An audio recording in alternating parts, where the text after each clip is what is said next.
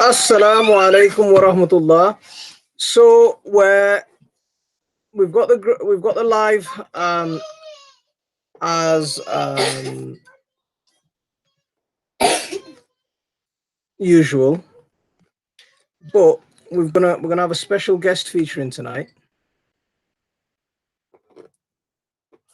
and I'll bring him on very shortly. I'm just special guest. So we've just sent him the invite. So let's see when he turns up. Who is it? It's the Green Wizard. Green Wizard. Cool. Ooh, Ninja Kids. Okay, so let me just see who is on Ninja our stream with us. Superhero Kids. Ooh, and Ninja Kids again. Okay, guys, I'm gonna have to go now. Okay. That's it. Off you go. How much did you say? Off you go. Off you go. I'm listening, Khadija. Bye. Let's see who is. Dean, how are you doing, mate? Grant, how are you doing? Thank you very much for popping in. I can just about see the chat now. Let me mute this so I can see what's on. No, I need that on. I need to mute that. There we go. Yeah, absolutely. Be gone, children. So we've got the Green Wizard coming on with us. I've just sent him the link, so I'm just waiting for him to reply back and join us. So that should be a nice treat for us once he turns up. How is everyone today? So we've got Brandon, we've got JJ, we've got Grant, we've got Dean. Everyone's here. We've got 11 people. That's awesome. Mine are en route to bed now. I think with the heat today, it's going to be hard to get them settled today. I had a drink here filled with ice, and I think they might have just swiped it. Let me just see what's going on. There it is. There it is.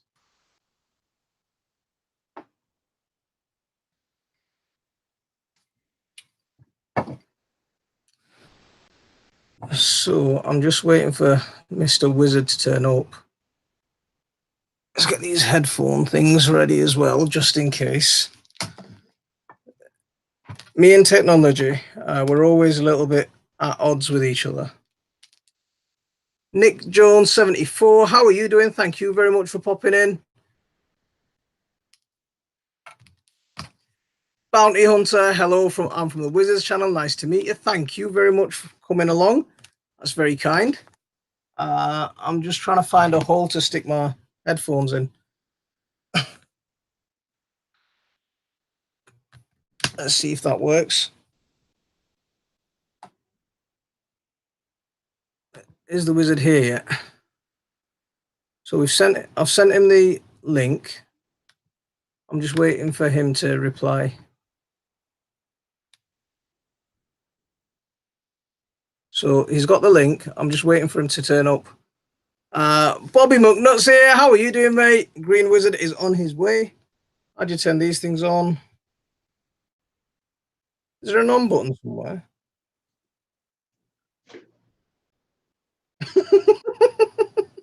Elegant Homestead's here. Homestead Tessie's here. Thank you very much. Look at this. We've got an awesome house in tonight.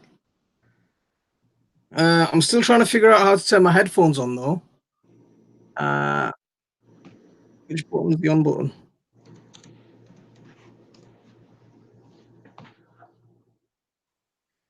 Green Wizard's here. I've sent you a link on your email for the Google Hangouts. Yep, I've got it. I'm in the room. You're here? Okay. Let's see. How do we turn these things? Hi, everybody. How are you doing, mate? I'm doing great. How about yourself today? So let me just give you guys the format of tonight's show. It's going to be slightly different to how we've been doing it in the past. Like I mentioned a couple of weeks ago, what we're going to be doing from now on is we're going to start bringing on guests once, and they can feature. We'll do an interview with them, and that's open to any channel. Whoever wants to come on, you're more than welcome to drop me a message, and I'll bring you on, and we'll do an interview with you, and you can showcase your channel. But today we've got a very special guest. He's an author. He's been in the field of permaculture for a while. He's been He's an expert in improving soil fertility. Unlike me, I'm not an expert in trying to get these headphones to turn on. I'm still trying to figure that out. But my friend Ron, he's an expert in soil fertility. He's an author of the Green Wizard's Guide. So we're going to, without any further ado, I'm not going to delay it any longer. I'm going to hand it over to the main man and bring him in, and we can go and fire away with some questions at him. And what we'll do is we'll talk about Ron, we'll talk about his background, we'll talk about his book, and we'll probably do that for the first hour of the show-ish. And then we'll open it up for some questions. And as long as Ron's happy to go, we'll keep him here and we can fire some questions at him. But we'll try and keep to that order. And I'll break away and say hello to people. So if I miss anyone coming in, please forgive me. But we've got to focus on our guest today. So without any further ado, let's welcome Ron on. Hey, hi everybody. Hi Elegant. Hi family, friends. Homestead Tessie, Bobby's in there. I see a whole bunch of our good friends in here. It's absolutely brilliant. We've got 18 people already. We've got 7 likes. Someone's hit a dislike for me. That's nice of them. Well, I probably brought them over from Bobby's. I'm sorry about that. That's not a problem at all. I can live with that. So, Ron, do you want to tell us a little bit about your background? Well, guys, I'm 52 years old. Got into a bunch of different careers, mainly stayed in security, armed security here in the United States for 30 years. Way things are going, I got out of that. But in the meantime, while I was doing a lot of that stuff, I've grown up with gardening my whole life. My grandfather was into it. My father was into it. And when I finally got out of the apartment maintenance world and got into my own house, yeah, I had forgotten a lot of the stuff that is in the book. And after spending, well, you know, it's a frightening number, but, and I don't know what it would work out to in UK, but I spent probably a good $25,000 in chemicals destroying my yard and becoming the weed master. When I finally woke up to it, when attempting to garden, things turned around in massive, massive scales. And everybody kept asking, what are you doing? What are you doing? What's the difference? You were weed king. What did you change? And I kept telling them and telling them and telling them. And it was such a long, drawn out way of telling them that I could see them glaze over. As I explained, I was just doing it the organic way. I was going back to my grandfather's knowledge, back to my father's knowledge.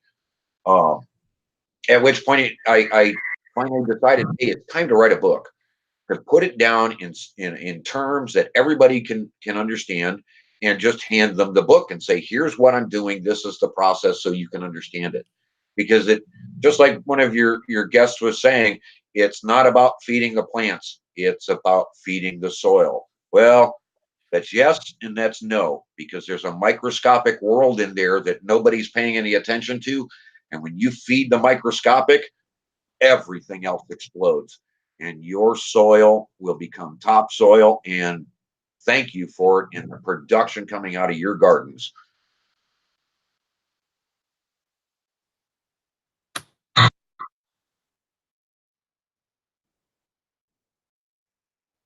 So that's kind of where this book came from.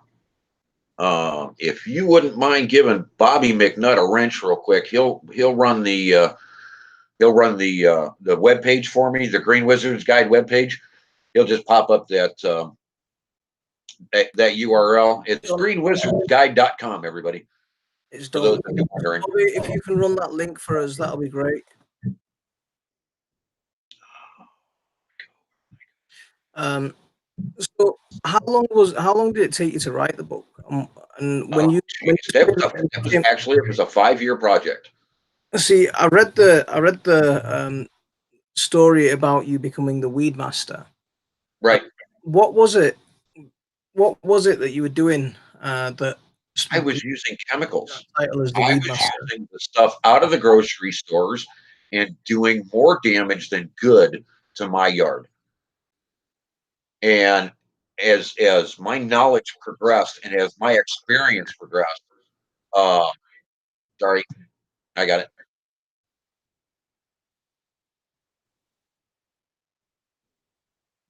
Whoa, what did I do? My bad. I'll fix it. I got it. I don't know what's happened. Okay. Okay.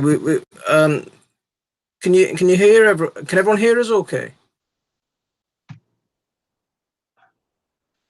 Ron, can you hear me quite clear? Yeah, I hear you just fine. Yeah, it was on my side. I opened up a second window trying to grab a web page address and screwed things up on my side. Okay. So Venom Records is saying he thought he was the Weed Master. I think he's talking about a different kind of weed, though.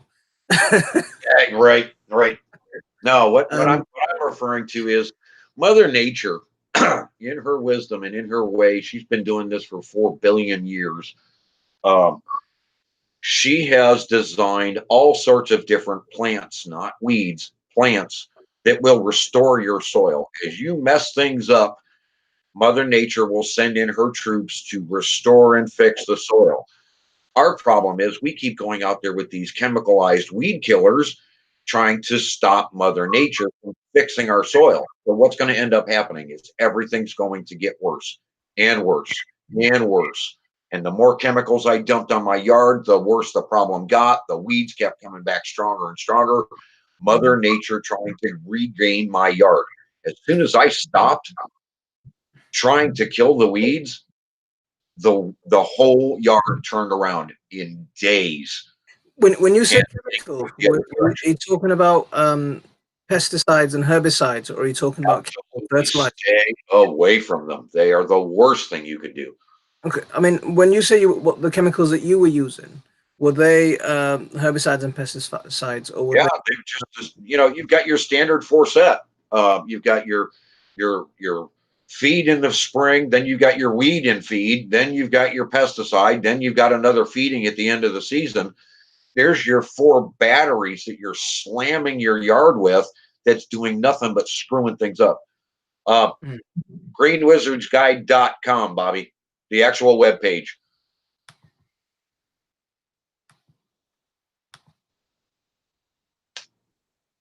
So as I was finding out, as you put more of these chemicals down, and basically, in real simple terms, everybody, when you dump oil in your yard and you put a chemical in your yard, you're stopping the food web because the food web can't survive that. And the more you put these pesticides down, and the more you put these so-called synthetic feeds down, you're hurting the food web. Stop doing it. Just stop and you'll see a change. Stop believing what they're selling. They're professional salesmen.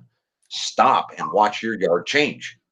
I mean, I've seen your garden and I see how easy you go in there with your pitchfork and just crack the soil open. That's the way it's supposed to be all over the planet. It's not supposed to be clay, everybody. It's not supposed to be a quarter-inch of topsoil and then clay. Stop.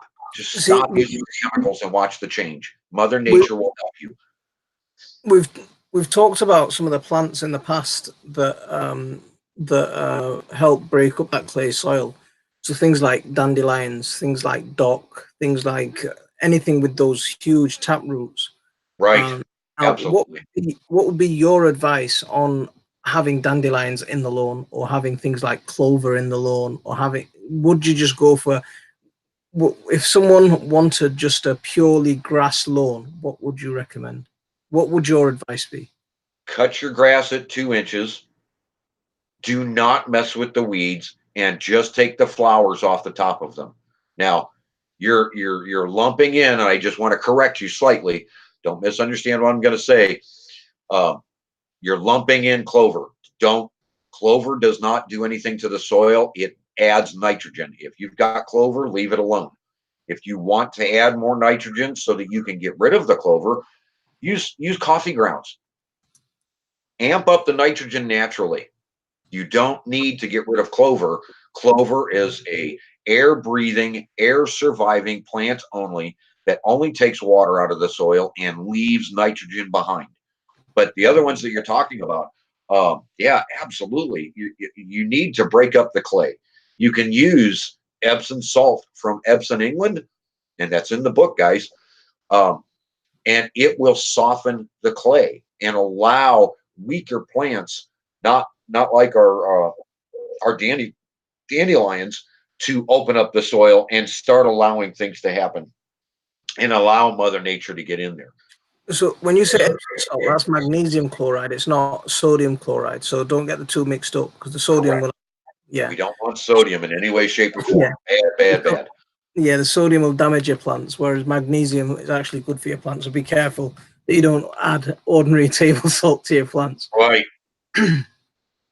Well, now, if you've got nothing but a rock bed and you want nothing but a rock bed, all right, maybe a little bit of table salt wouldn't hurt, but eventually that'll wash into the water table, right? Right. It'll go right into the water table. It'll get out into your soil. It'll stop the food web. It'll do more harm than good in the long run. That's just like this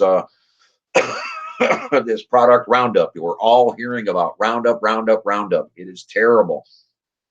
Once that gets into the water table, you can't get rid of it. It's a nightmare product.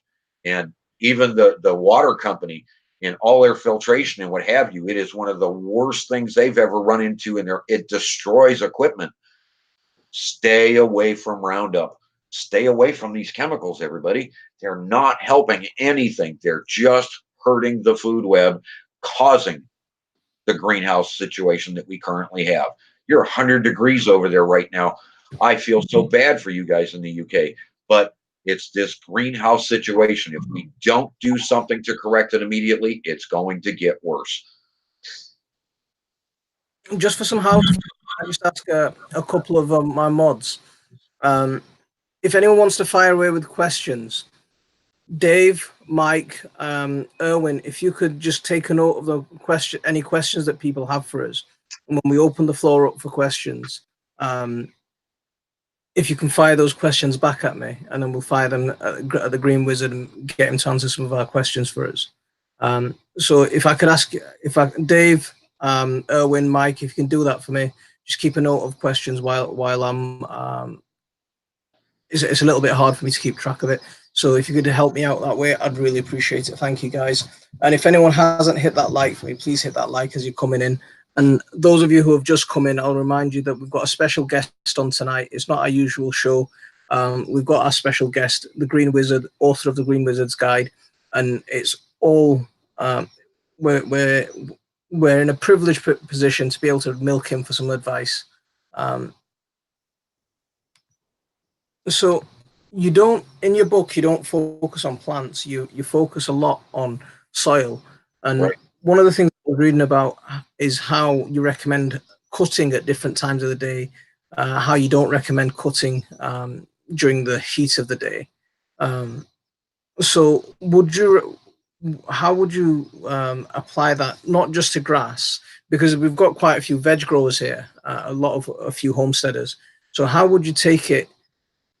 When you're actually harvesting, just keep in mind that the stuff that's underground and in the soil, you probably don't want to expose those areas to the direct sunlight.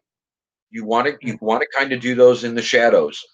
So you kind of want to be doing that in the evening or early in the morning when the shadows are casting across your gardens, because the food web itself, where all of your products and produce are growing underground, those areas don't see sunlight. And when they do, you harm them.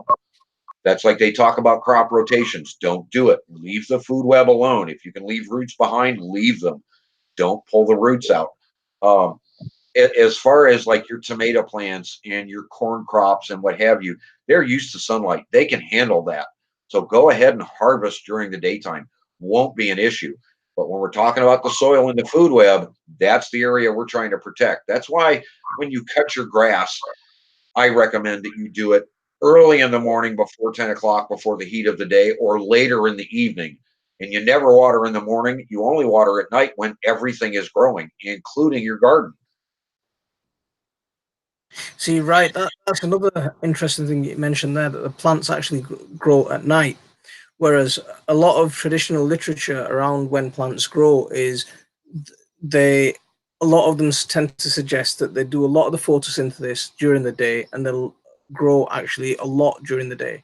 And that's when the peak growing is. So, do you want to, what do you think about that?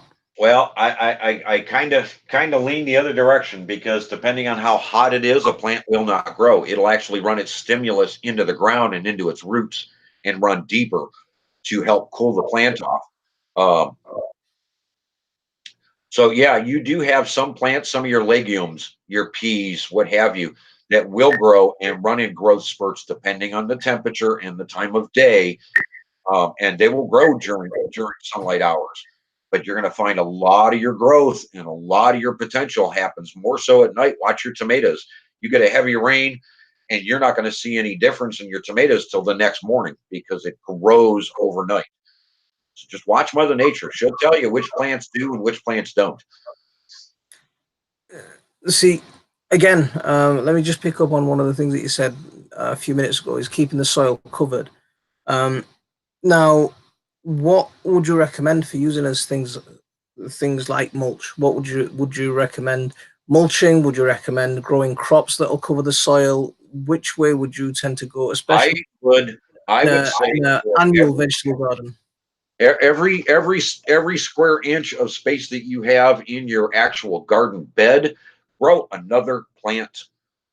Whether you're going to be growing clover to feed the nitrogen back into the soil, or whether you're just there to protect, or whether you're there to, because there's so many different plants that do so many different things. But I would strongly recommend that you grow 2 or 3 other plants alongside your main crop so that you're either feeding the soil or you're growing a secondary crop so that your soil is always in the shade, always in the shadows. If you're going to be mulching, nothing green, nothing fresh. Get in there with your leaves. Get in there with, you can even use wood chips. I don't recommend them because depending on the type of wood, or if they chemicalize, they color them all bad because you don't want to disturb the food web. Disturbing the soil as least as possible is the best. When you're showing soil, you're killing off the food web and causing the problem. You will get See, better production and thanked more by your soil for leaving it moist and leaving it in the shadows and leaving it covered. I'm going to take some. I'm going to take where you just mentioned wood chips. There, I'm going to take some advice for myself. While I'm going to hog you for a second. Now, we've had some really funny weather in the UK in June. For the first 3 weeks of June, it's been nothing but rain. In Leeds, we've had rain every single day for the first 3 weeks of June. So much so my water butts collapsed last week because they were that full with rain. The whole area just collapsed under the pressure of the water. Now my soil at the moment is completely sodden. It's still squelching. We've had 2 days of sun. Today is the hottest day of the year so far, and we've had the soil still squelching. Now, what I tend to do is I mulch heavily in the winter, and I'll mulch with a combination of horse manure. I'll mulch with a combination of compost and wood chips, and I'll lay that onto my beds 4 or 5 inches thick and let that break down over the course of the winter until I'm ready to plant in May, June-ish. Awesome. Now, Great practice. Now, I planted my squash and my sweet corn. I did like I put a video out yesterday as part one of my Three Sisters planting method. So I planted my squash, my sweet corn, and my beans together, and I did that on the 6th of June. But since then, we had 3 weeks of non-stop rain.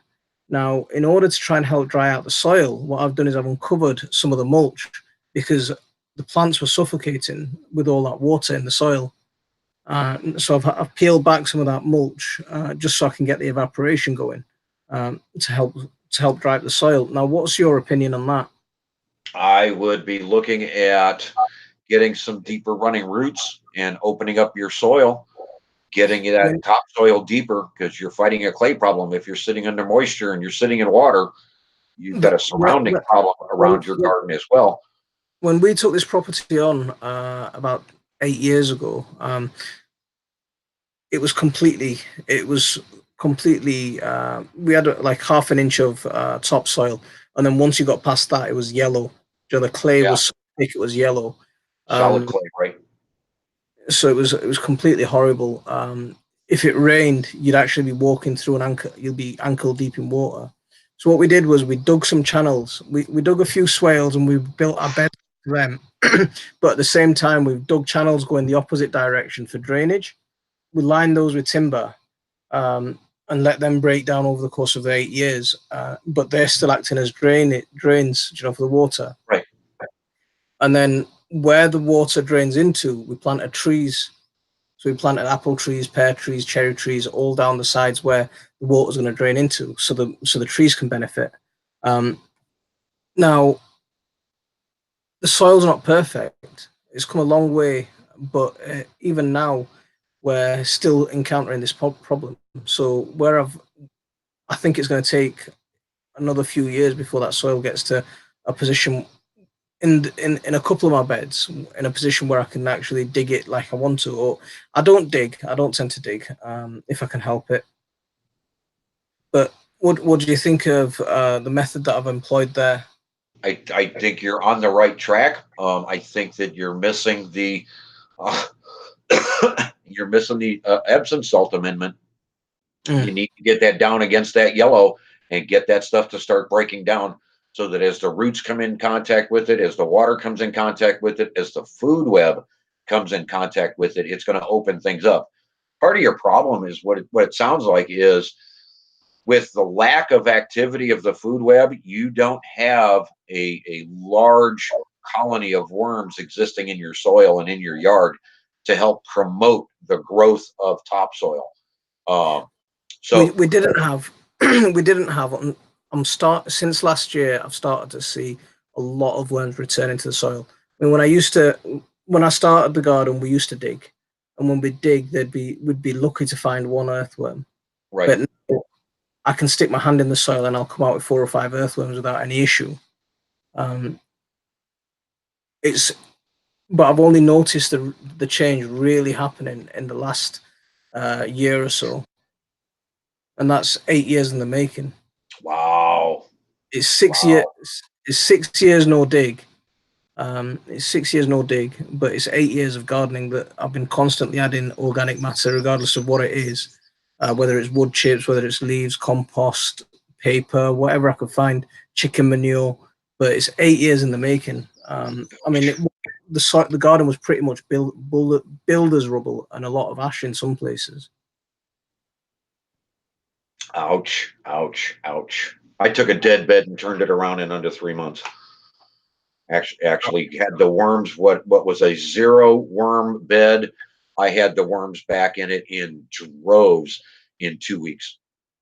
Wow. It is possible. You can turn your yard around that quickly, following the guide, following the information I provided in the guide.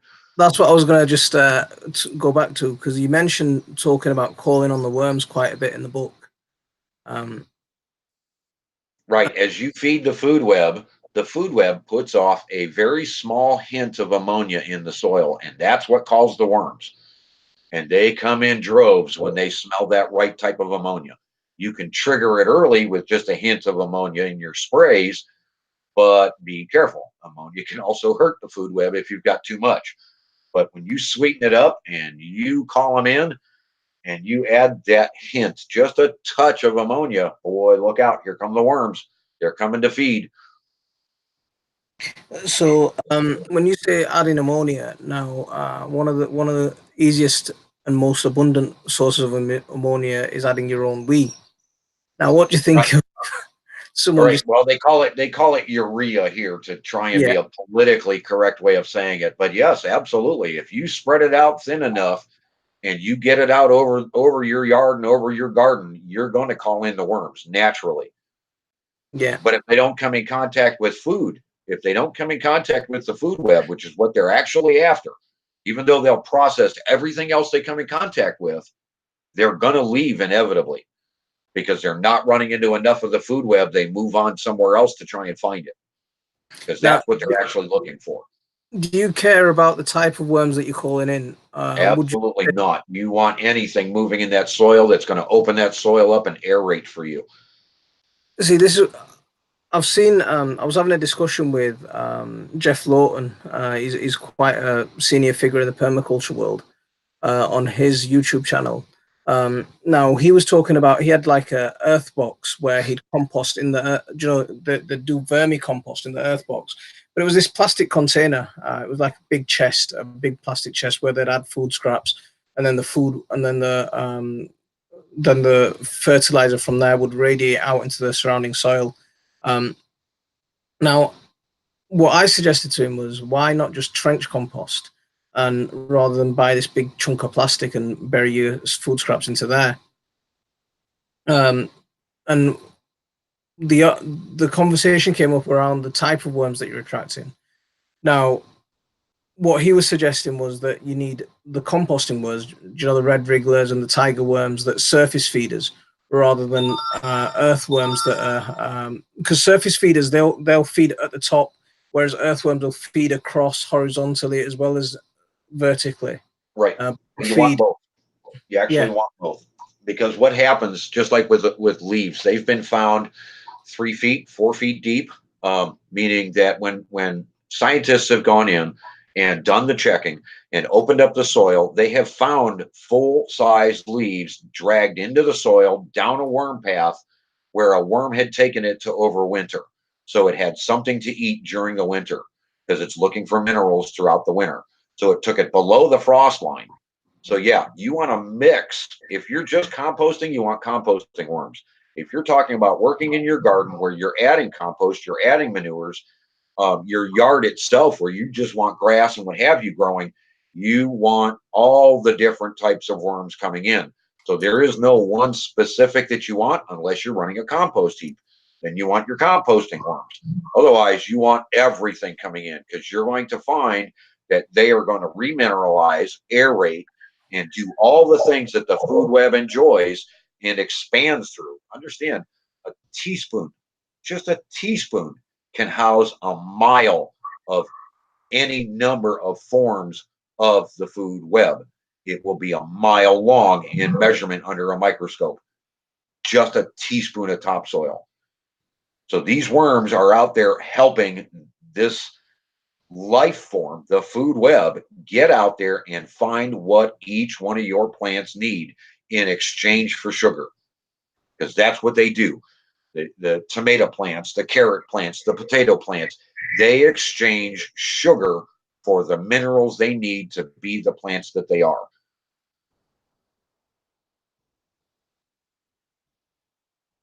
Hey, Bouncer Slab, long time no see. How you been, buddy?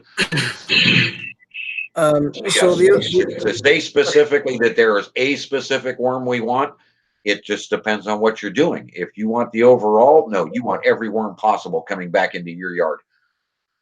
Because some of those worms and some of the different life forms in that category of worms actually come in and defeat some of the bugs that will come in and attack a plant. They'll come in and actually eat those specific bugs. Mother Nature is incredible in her way. We just have to give her the space and give her the room and take care of her, and she'll take care of us in droves.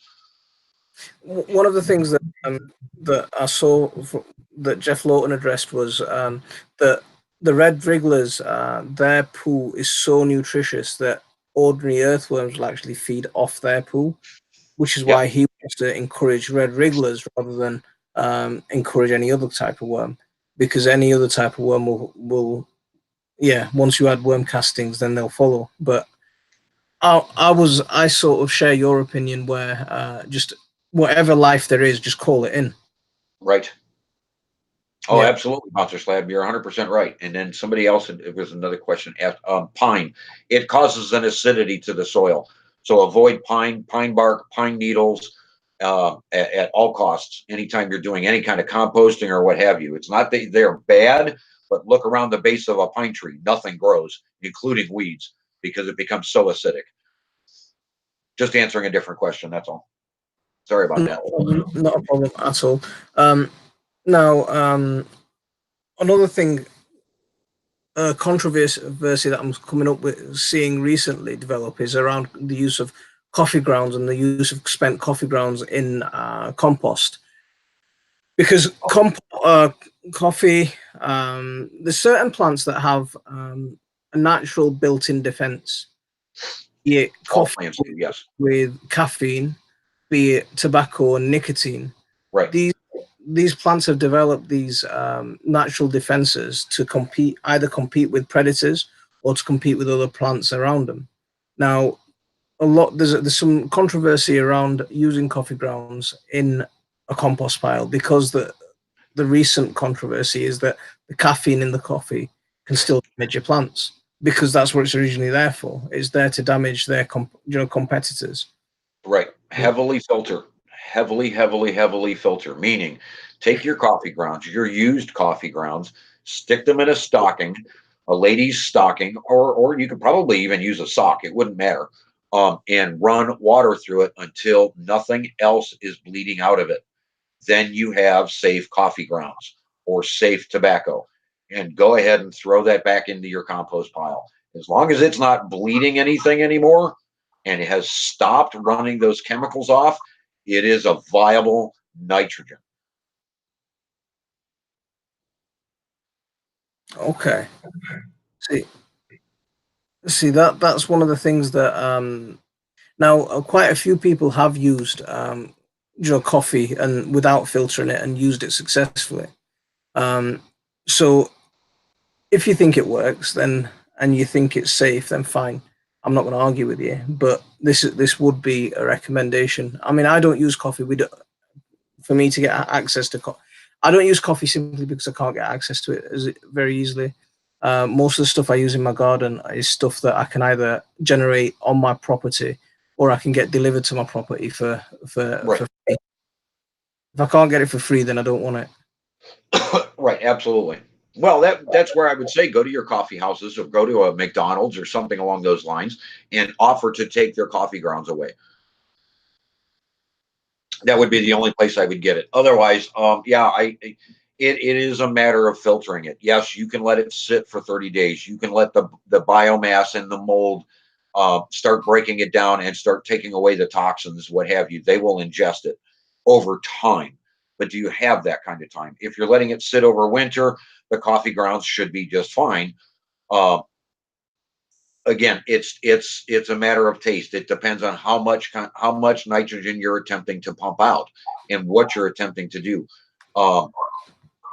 I strongly lean towards, if you're going to use it, make absolutely certain that it has completely drained itself out. Rinse it thoroughly and get everything out of it, because there are some acids in it. There are some toxins in it that would slow down a compost. Absolutely.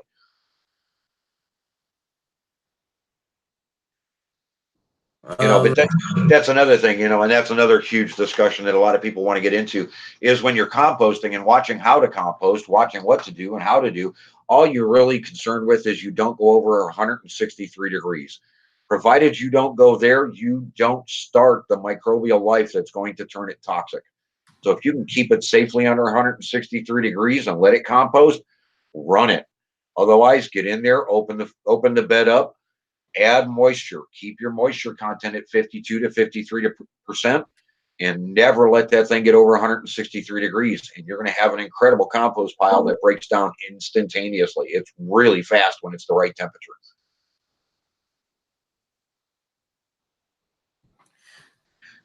See, when you say 160 degrees, you're talking Fahrenheit. I think that's quite a high temperature to try and get to in a lot of compost piles. I mean, I don't get anywhere near. From the highest temperature I get to probably is about 70 degrees Celsius. I don't know what that is Fahrenheit. Yeah, and that slows you down a bit. I mean, do you have? But I hate the product, but can you get your hands on garden fabric? That's the thing. I don't cover my compost piles. I leave them open. That's one. That would accelerate it just a little bit. That's all. If you've got some sunlight, you can get a black tarp over it. It'll speed it up a bit. Yeah. Um, 70 degrees Celsius is about 150, 160 Fahrenheit. So, okay. So I'm getting to the I am getting to the temperatures that you're talking about. Um, now, when with your book, Yes. as well as focusing on soil, what I don't want you to reveal anything that's in the book without. Okay.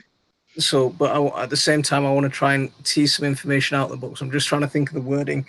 You've got some. You've got some secrets in there. Can you tease us with a little bit? Well, pay attention to your minerals, everybody. I know somebody had just typed in there, and I'll answer that real quick, Mark. Uh, when people talk about letting their garden rest and letting nature restore the garden and bring back, or they talk about crop rotation, all of those are, I'm sorry to say, they're brought out by the chemical companies. They're brought out by the 1953 way of doing things. That's where our problem lies, everybody. We just need to put it back. We need to put back what we're taking out. That's it. If we remineralize our soils, all of our plants can thrive continually. You can plant tomatoes on top of tomatoes on top of tomatoes on top of tomatoes endlessly if we're remineralizing the soil. That is a tremendous, tremendous workload off your back, but don't disturb the soil. Just remineralize. You can do that with a pitchfork. Open it up, add the minerals, or in most people's cases, whether it be compost, whether it be even the manures, crack the soil open, pour that stuff down in there. The deeper it goes, the better, and let the soil rest. You don't have to not grow in your garden for a year or move your crops because of these situations. So part of the book and part of revealing what's in the book is remineralizing your soils, everybody. Pay attention to what you're doing. If we're taking it out, there's nothing Mother Nature can do to put it back in. We have to do that. And your garden and your production will triple in its quantity if you have enough of the right stuff in there that that plant is looking for. If the food web doesn't have to work hard, it's going to bring it back even faster, and your plants will thank you for it. They'll also be healthier, and you'll have fewer bug infestations as you've got healthier plants. So mineralization of your soil is extremely important. Pay attention to what you're doing. And Mark, if you're steaming, it depends on the time of day. It depends on the temperatures outside. That's when you start seeing steam. That's when you need to go take your temperature measurements on your compost to answer your question. See, now when you talk about mineralizing, now you talk about how to mineralize the soil in your book. Right. You want to be looking at just look at your local leaves and all the different colors of fall. Every one of those colors is a different mineral showing in the leaf of that tree. If you can gather as many of those colors as possible and get them down in your soil, you're remineralizing. If you can get all them different colors in your compost pile, you're remineralizing. If you've got a thriving worm farm growing in your garden, you're remineralizing because they will actually go in and process it and make it bioavailable and make it more readily available to the plants and the food web. That's the process that's going on here, guys. The worms come in to feed on the food web. The worms process the minerals. The food web goes and feeds on the minerals and exchanges it for sugar back to your plants and gives you everything that you were wanting out of those gardens. That's the secret. That's it in a nutshell. So before we open this up to the floor for questions, is there anything that you'd like to talk about? Is there anything specific that you want to say about the book? Well, everybody, and we've discussed this on other channels, and we've discussed this, and I appreciate you giving me the chance here to say this. most of you have read books in your lifetime, whether you've read a novel or whether you've read a school book. And you've all come to the point where, oh my God, I'm getting tired of reading in school books. Oh, can't have them, can't be bothered. They're terrible. They're, oh my God, I don't want to do this. I can't, I can't follow along anymore. It's putting me to sleep. It's boring. It's this, it's that, it's the other. There are many people here on the channel. Elegant Homestead, Tessie is here. Bobby McNutt, a few others have actually purchased the book and have read this book. This is not that kind of book, everybody. This is a story. You and I are going to sit down over a cup of coffee, and I'm going to explain to you what I've been through. I'm going to explain to you what I do, and I'm going to do it in an entertaining way that's going to keep your attention. And in an hour and a half to 2 hours, you're going to have all the knowledge I have. And I give you all of the links and all of the resources that you can go back and fact check me on every aspect of it as to how to help the food and how to help Mother Nature. This book is chapterless because it's just a very quick read, a very interesting story. I just want you to come along, get this information, utilize this information, because this information is being lost, everybody. If we don't pass this information along like they attempted to do to us, we're going to lose this information. So I wrote it. I put it down in a book that's entertaining. My first draft was terrible. It was 500 pages of nightmare. It was terrible giving you all the information. I found a way, a more entertaining way to write a book that's going to entertain you. A lot of people read it 3-4 times because they're just entertained and they miss the detail. They go back for the detail. It's that kind of book, everybody. This is just an entertaining story. Come along on a coffee chat with me in the morning one day, read my information, read my story, and gain this old world knowledge. So no, this is not a textbook. This is not one of those kind of, I'm going to fall asleep trying to read this book. This is entertaining. This is meant for everybody from age 10 to 90 to be able to sit down, read this book, get the information, and be entertained. Apologies if I missed many comments. I've been trying to concentrate on what Ron has to say today. But I just did notice one comment from Samir Nessa saying that it sounds very complicated. Now, this is one of the things that I really like about Ron's book, that he has taken a very complicated subject and he's written it in a very comical story form way. And if I had one criticism of the book, then I would say that it is an instructional book hidden inside a story. So that's if I did have one criticism, that'd be it, that it's too entertaining. But I'm a very dry sort of person. Well, hey, I can handle a book being too entertaining. I don't want a boring book. I'm sorry. Yeah. I want something that somebody's going to start reading in the first place that they can possibly get a break. They never crack that book open again. I have people out there who are dyslexic that get bored very, very easily. You say squirrel and they're gone. Bobby McNutt is here. If he gets distracted, he's done. He's gone. You can't get him back on track for an hour. But he's able to sit down and read this book from cover to cover and be entertained by it and gain the information.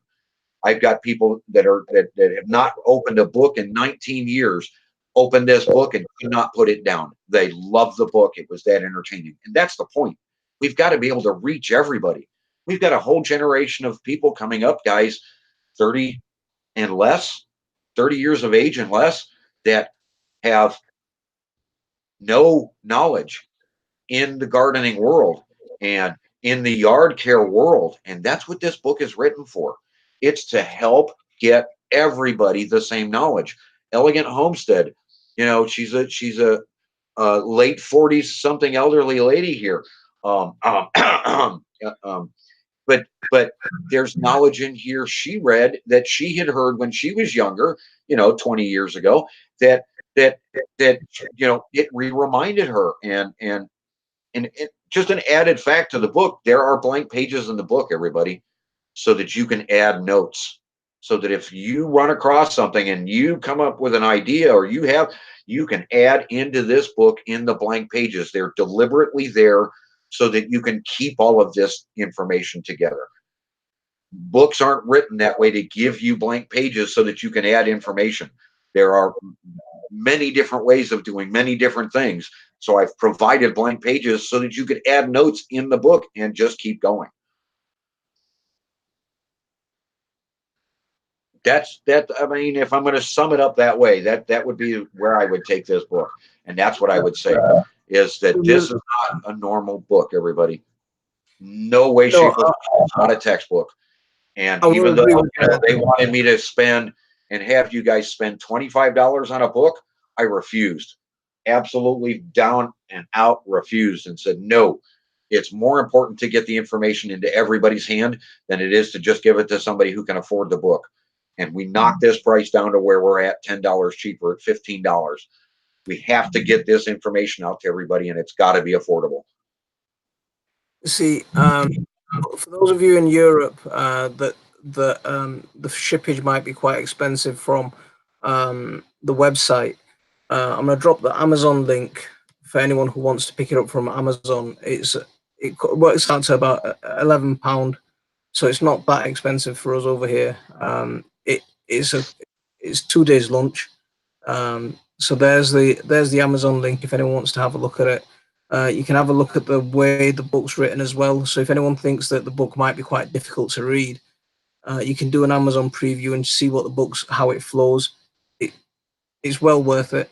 I mean, I made the mistake. I left my copy downstairs. I should have brought it up with me so I could show you my copy. I mean, it's one of those things that I am toying with. It's one of those ideas that I am bringing in, and I do go on to Ron's channel. If someone can drop Ron's channel link, that'll be good as well, because he holds regular live streams where you can go on and ask him questions. Sometimes it is a bit shouty, but he's American. We've got to forgive him for that. Yeah, I'm sorry. Us young punks in the world, I get it. This is the other thing. Ron, I just wanted to highlight there are some quite. I mean, there's one particular person that I wanted to highlight to you. Mike's Greenhouse. If he pops into your channel, he's a very young lad. I think he's 14. Awesome. I've got a 10-year-old putting this to work. So he's how old is JT Farmer, everybody? He has been given, his grandparents or his parents have given him an allotment on their property that he is putting this to use. Very young individual. As long as we know he's in the room, we will control ourselves and be gracious with him and keep our tongue and keep our wits about us. But yes, everybody is welcome in my channel. Come over, ask questions, please. I'm glad to answer them. If you're asking them from the book, I won't reveal information from the book because, hey, we need everybody to have this book. We don't want to just hand out all the information and it be gone. We want to make sure this book is out there in everybody's hands. See, this is what I was going to say. The thing that's impressed me about there's some young gardeners who have done some YouTube channels. Mike's Greenhouse is one of them. Jim Bob's Allotments is another one. Now there's some young lads that are coming up that are really working at it, and they're trying to get this knowledge. But if they do come along, let's just give them that little bit of guidance and help them along, especially on the YouTube. That's what we're there for. And help them on the YouTube channels as well, and make sure we support each other as well. So on that note, I'm going to open questions. Unless you want to say, Ron, unless you want to say anything else in particular, I'm going to open it up for questions and bring people on who are going to ask. Absolutely, bring on the questions. Let's entertain your your followers. So let's see. There's quite a few of my regulars aren't here tonight, so that's a bit of a. Sam, I didn't say hello to you when you came in. Sorry, mate. Thanks for popping in. A lot of the regulars tonight, but let's open it up. But I'm guessing that's because of the weather. Sam and Dean are talking about being old at 31, and now make me feel like I'm ancient because I'm older than you guys are. But okay, let's open it up for questions. If anyone has got a question that you want to fire at Ron, if anyone's been taking notes of questions as they came up, please go ahead. Now's the time for your questions.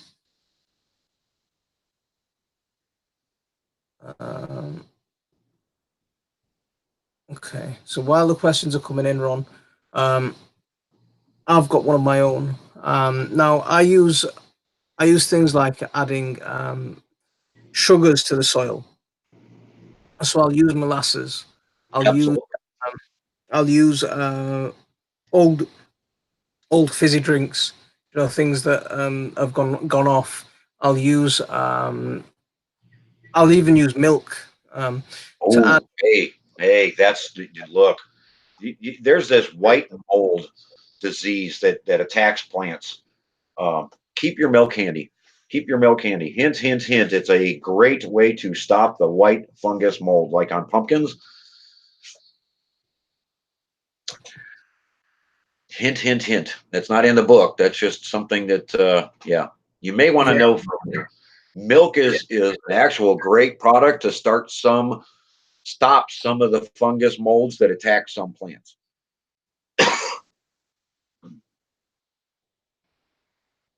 But yeah, absolutely. Any sugars are going to help the food web. Obviously, you don't want chemicalization, so you want the stuff to go as stale as possible. Just like when I say when you feed your yard and feed your grass, hey, get that stale beer. Get the old stuff that hops that is in there that makes beer. It is an incredible feeder for your lawn and will help the grass expand. And when your grass expands and you cut it, and we were talking about that earlier, when you cut it to the right height for that particular breed of grass, it's going to expand its root base. It's going to push the weeds out, and the weeds are going to struggle. Some plants will compete with grass, and if you leave them alone, they will take over. So if you treat the grass right and you don't treat the weeds right, and you let that grass expand and the grass roots expand, you're going to push those weeds right out of your yard.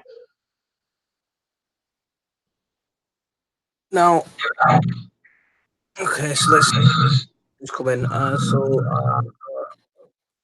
Slab, yeah, the you've changed colours, mate.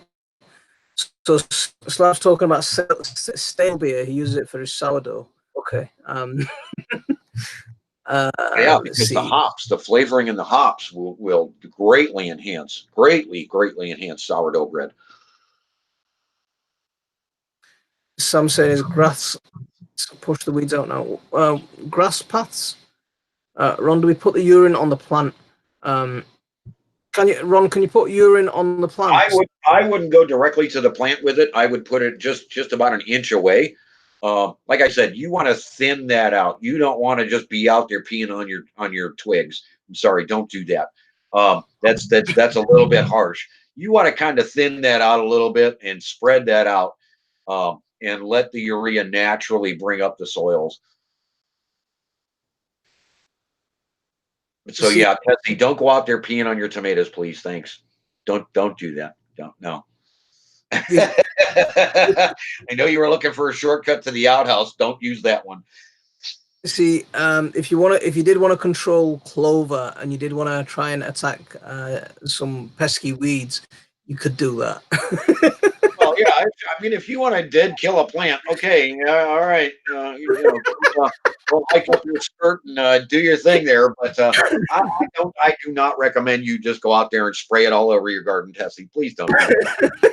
Your neighbors won't appreciate it either. So yeah, no, don't. So Ira Z is saying that I use banana peels. Now, this is one of the things. Banana peels do tend to have a lot of potassium in it. What do you think about using banana peels? Because anything biodegradable, anything that's from nature, stick it back in the ground and utilize it. It will enhance everything. You want your potassiums, you want your nitrates, there are things you need in that soil that are tremendously beneficial. If it's biodegradable and it is an organic plant, absolutely. I don't trust a lot of the things coming out of the grocery stores anymore, but that's my personal opinion. I don't. There's too many GMOs coming in, guys. Be warned. Too many GMOs in your grocery stores. Avoid them. Grow your own. It is so easy. 73 cent. Yeah, here's a package right here. Oh, I'm sorry. I had the wrong price. 89 cents for a pack of tomatoes. And you can grow hundreds of pounds of tomatoes for 89 cents in your yard. It is really, really inexpensive. And the benefits outweigh anything you can imagine. Because when you start getting the stuff back out of your soil and you start eating real foods again, which isn't available in America anymore. 35 years we've not had good food in our grocery stores. You grow it in your own soil, you're going to get the best of the best. Trust me. Absolutely. I mean, this is one of the things. Tessie, you just asked a question about peeing directly onto a compost heap. Now, I mean, I like composting. It's one of my. It's probably the thing I enjoy almost more than I like growing vegetables. Peeing on a compost heap, especially at the start of a compost heap, is fantastic. Right. Just to get right. You want to bring those heats up and you want to bring those acids up when you're starting a compost pile. Just make sure you do it when the neighbors aren't watching. Right, Tessie. I was just going to say, you seem to have this thing about wanting to go outside and not have to go to the outhouse. I get it. But, there's a time and a place. You may want to only do that after dark. Linz is here. How are you doing, Linz? Thanks for popping in. I was keeping an eye out for some of my regulars. Now they're turning up. I think they've been out enjoying the sunshine a bit. Howie's here as well.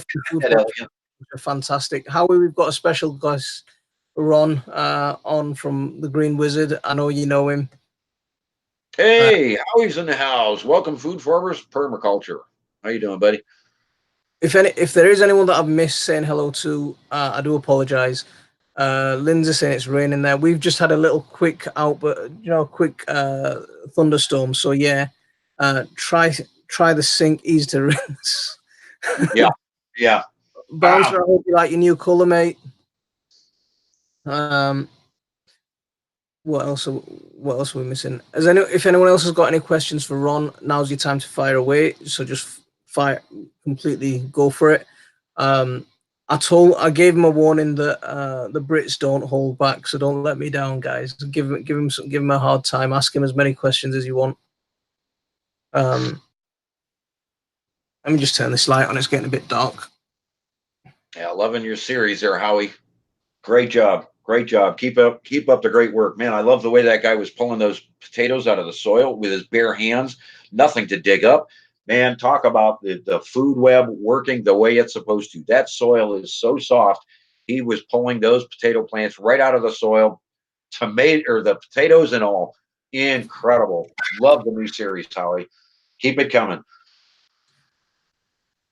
See, Howie is doing a lot of great work out there. I'm really impressed with his channel and the amount of knowledge that he's got.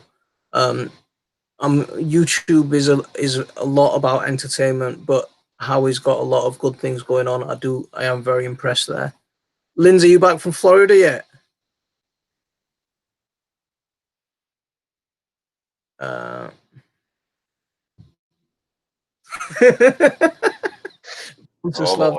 Lack of oxygen and increase in nitrogen is turning blue. You should be turning you green, man.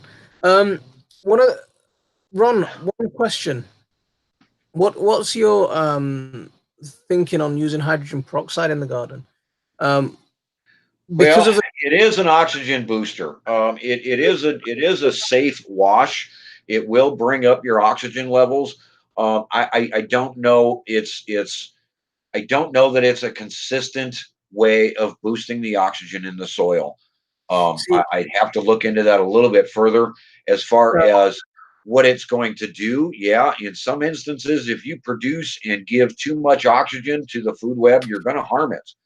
So everything has to be taken in stride as to what you're actually utilizing it for.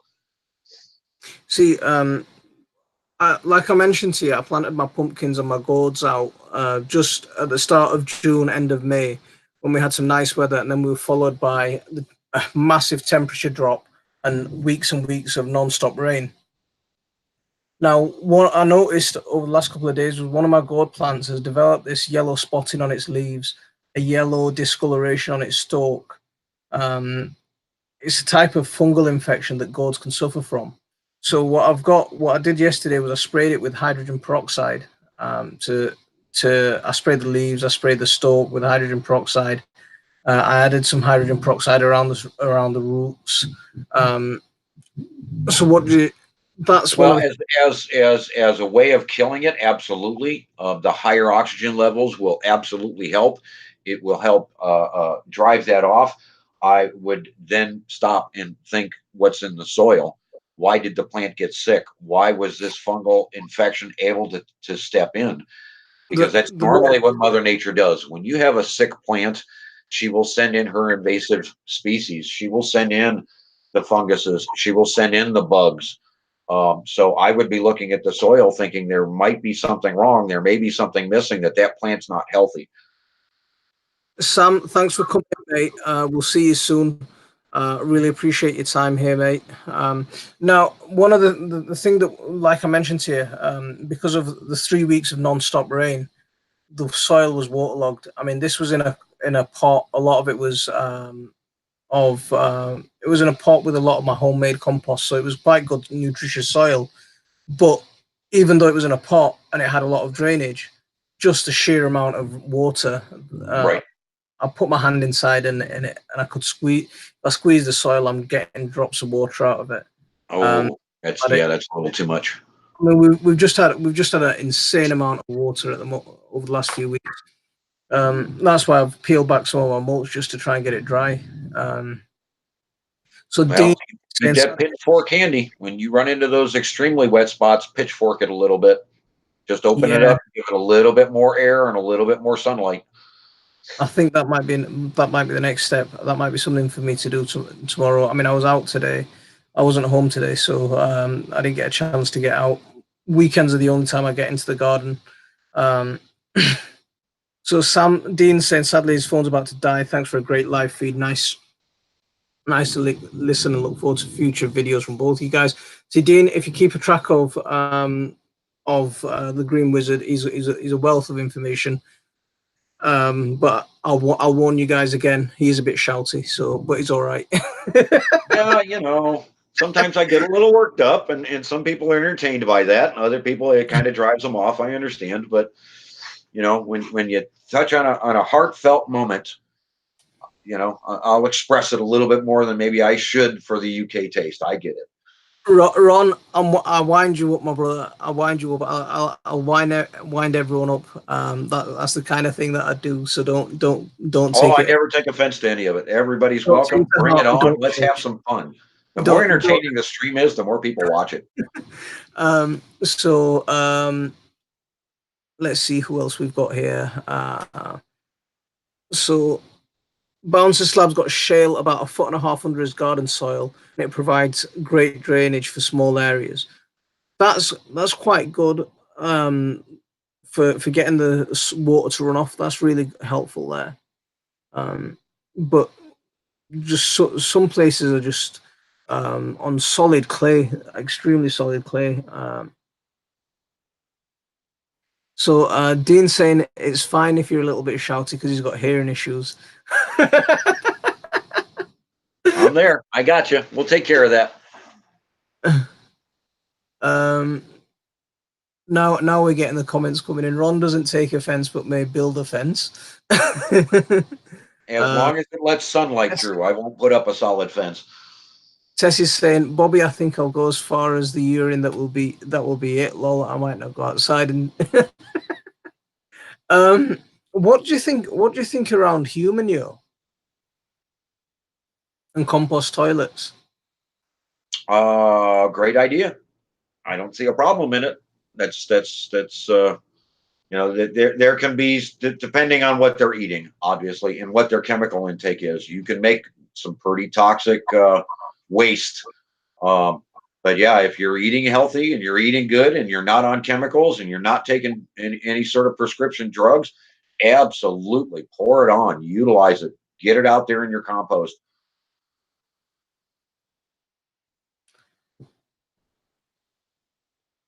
See, it's one of the things. I mean, I've been looking at compost toilets quite a bit, but the hardest part about compost toilets is convincing the other members of the family about it. See, Right. I'm one that wants to go for it, but I don't think my wife's too keen on it at the moment. Yeah, I can understand there can be some issues, but sawdust is one of the controllers that will stop the issues that she may be thinking about, because it will contain a lot of those noxious gases. We'll leave it there.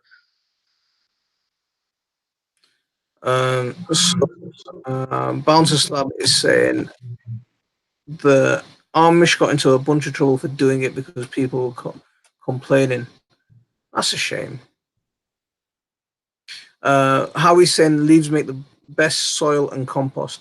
Howie, I'm about to do a video on my leaf mold, on updates on my leaf mold. I had a sneak preview into some of my leaf mold. For some reason, this year has been better than any other year that I've ever made leaf mold. What I did different this year was, instead of just bagging it all up, I left it on top of my worm bin, just exposed to the elements for a couple of months, and then I bagged it up. And when I bagged it up, I ended up adding some soil and a bit of grass to it. So nothing extreme, nothing to take away from the leaves, but it looks like it's already broken down in the space of about 6 or 7 months. And it's never done that before.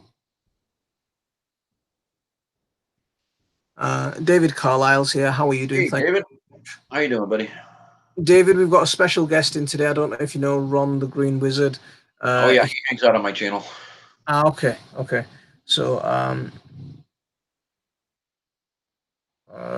something about Irie, I missed your first part. Something stinks like the chicken, mix it up.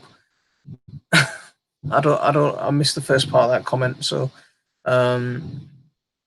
Bobby's running the link for the Green Wizards channel. Appreciate it, Bobby. Thanks for all the help, buddy.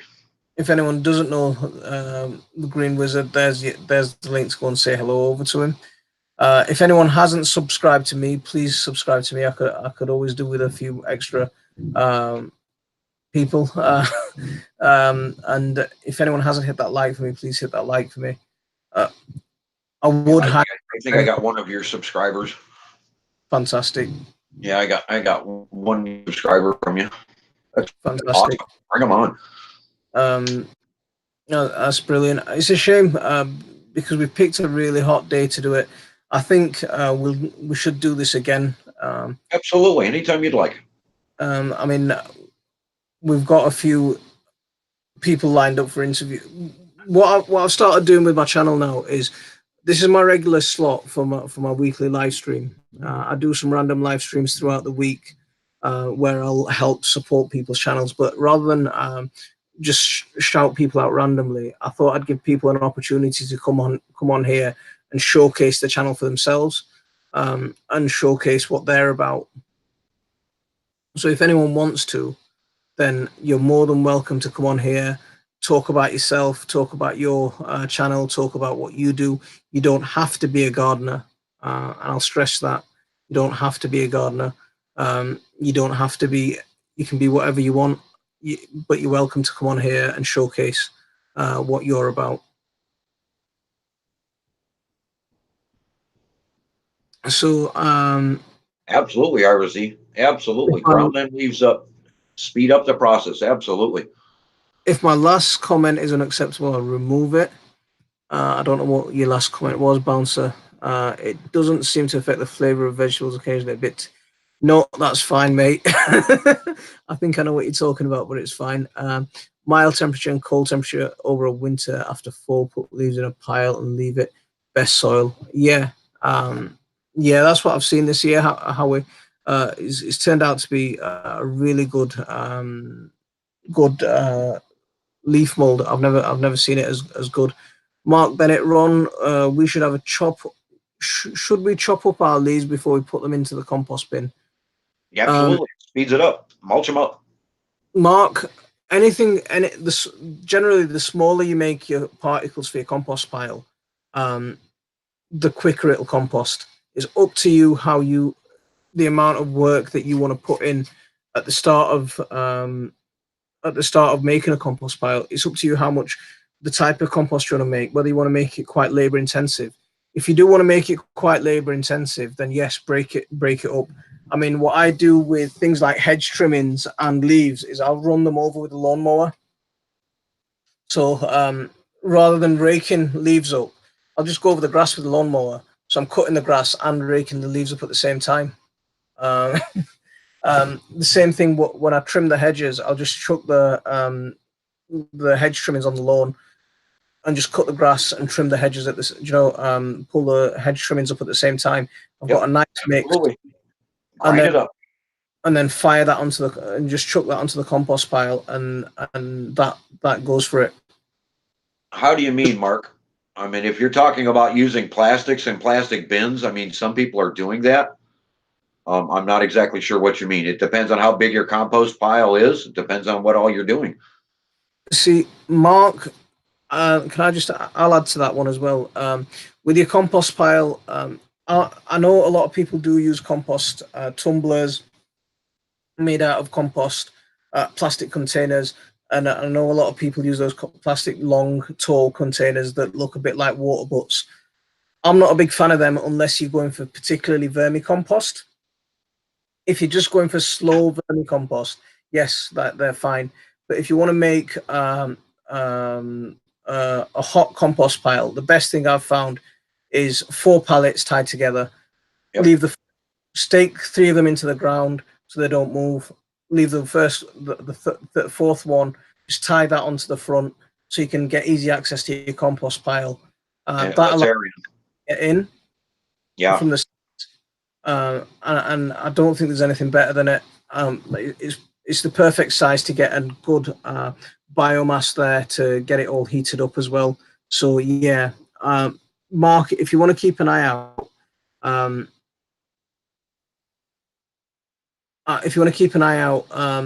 going to be putting out a mini series on composting. What I've done was someone wanted to ask me some questions, or someone asked me some questions around composting. So I tried explaining it to him. Rather than just trying to explain it with words, what I've done was I built a compost pile from start, and I've filmed it from the day one when I've compost, the ingredients that I've added. I've filmed it a few weeks later when I've given it a turn and added more grass to heat it up again, and then I filmed it when I've sifted it off. I mean, and how I've actually used the compost. So that video, that little mini series is coming. So if you want to keep an eye out for that, that might be something that you'd be interested in. Lynn's is saying, I'm sorry, but I have to go. Good so far. Lynn's, thanks for popping in. Have a great night. We'll see you again soon. If you compost in plastics, it seeps polythene into your compost when it warms up. That's interesting. I didn't know that. Ron, did you know that? Which part were you reading? What did I miss? Bouncer Slab said if you compost in plastic, it seeps polythene into your compost when it warms up. I've heard that, depending on the plastic bins that you're using. So yeah, you've got to be careful there. Okay. You will bleed, and that's like they say, with a lot of these bottled waters, don't keep them over 6 months because the actual plastic will start to break down over time and start causing issues. That's extremely interesting. I didn't know that. I thought because plastic was it didn't break down so readily. Oh, it still bleeds chemicals though. It's not a non-porous. It will actually bleed chemicals over time. Biochar stops chick beetle and wireworm from eating your vegetable roots. Okay. See, I've never used biochar before. I mean, I've used wood ash as fertilizer. I've used wood ash as an insecticide. But I've never used biochar before. What? Oh, absolutely wonderful. It'll attract. I mean, it's a giant sponge. It'll attract everything. It'll soak up minerals. It'll do all sorts of wonderful things. And when the food web finally comes in contact with it and makes it available, it's an abundance just sitting there in the jar. See, when I've already got so much wood and rotting wood already in the soil, do you think? It's doing the same. It's doing the same difference with that without the mineral loss. So you're doing exactly the same difference. I prefer, just like Howie and the way he does it. I prefer bury your trees, bury your branches, bury everything, run everything in trenches so that you've got your drain off. So you've got this, so you've got that, and let that stuff break down naturally. It is loaded with minerals and loaded with goodness. The worms love it. The ants love it. Everything just thrives when you build these things. Howie has a specific name for it. I want to say it's pathway gardening is what he calls it, where you're burying all of this soil. stuff. It's incredibly abundant. Yeah, he calls it pathway soil. Quite. I've looked at his pathway soil. I think it's very impressive. I've been impressed with the results. So, Artfully Yours with Diana is here. Thank you very much for popping in. Really appreciate it. Suffolk Susie's here. Thank you very much for coming in. The tumblers they sell are plastic. Yeah, they are. That's one of the things. So this is the thing. I mean, I've got one plastic compost bin. That's particularly for worm compost. So it's a very. I'm very particular It depends about on the plastic. It does. It depends on it's the an type old of IBC plastic. tote. I mean, it's basically an IBC tote cut in half. If anyone wants to see the setup, just go into my. I've got a video called "The Biggest Worm Bin Ever." Basically, it's an IBC tote cut in half. The top's been turned over and put into the bottom, so I can collect all the worm juice, and I can generate probably a couple of buckets of worm juice a week. But that type of plastic is not going to break down that way. So you've got no problem with it. It's the type of plastic. Okay. So Howie's off. Howie, thank you for coming in. Really appreciate it. It's Pathway Soil Bank. That's what Howie calls it. That's what it Pathway. Was. It's very impressive. I see the videos that Howie's done on it. Very good. What have we got? We've got Rachel Jane's allotment here. Thank you very much for coming. UK plastic hot compost bins are insulated, so no seeping of plastic. That's interesting to know. Okay. I mean, I just don't like the size of the compost bins. Some of them, I think, there's a couple of reasons I don't like them. One of them is that they're because of the size. The other thing is that there's so many wooden pallets available for free. You can have an equally nice looking compost bin, right? That is free, and I think you should.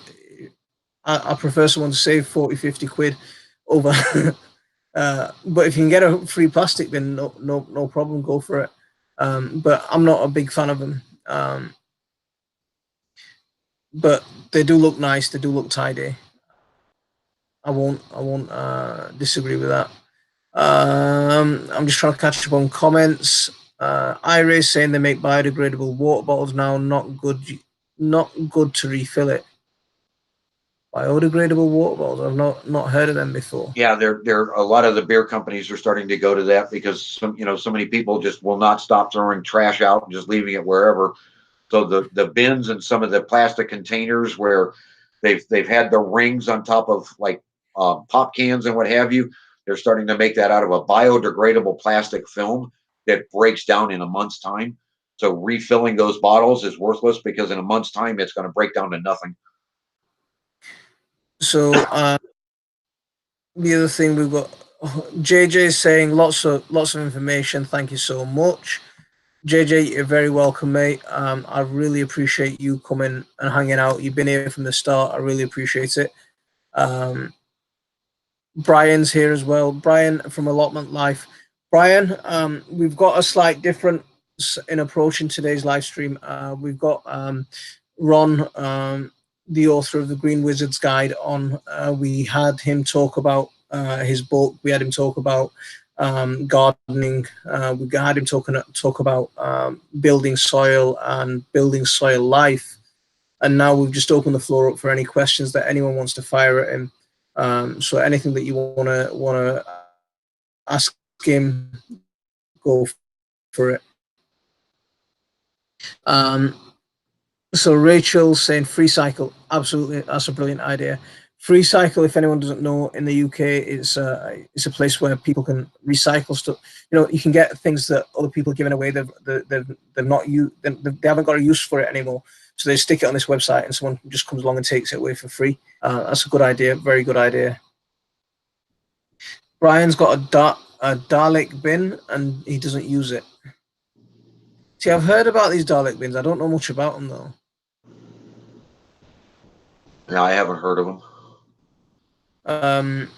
So I can't sound off on that one. Have not heard of it. They're like the plastic compost bins, but with the bottom open, and they feed.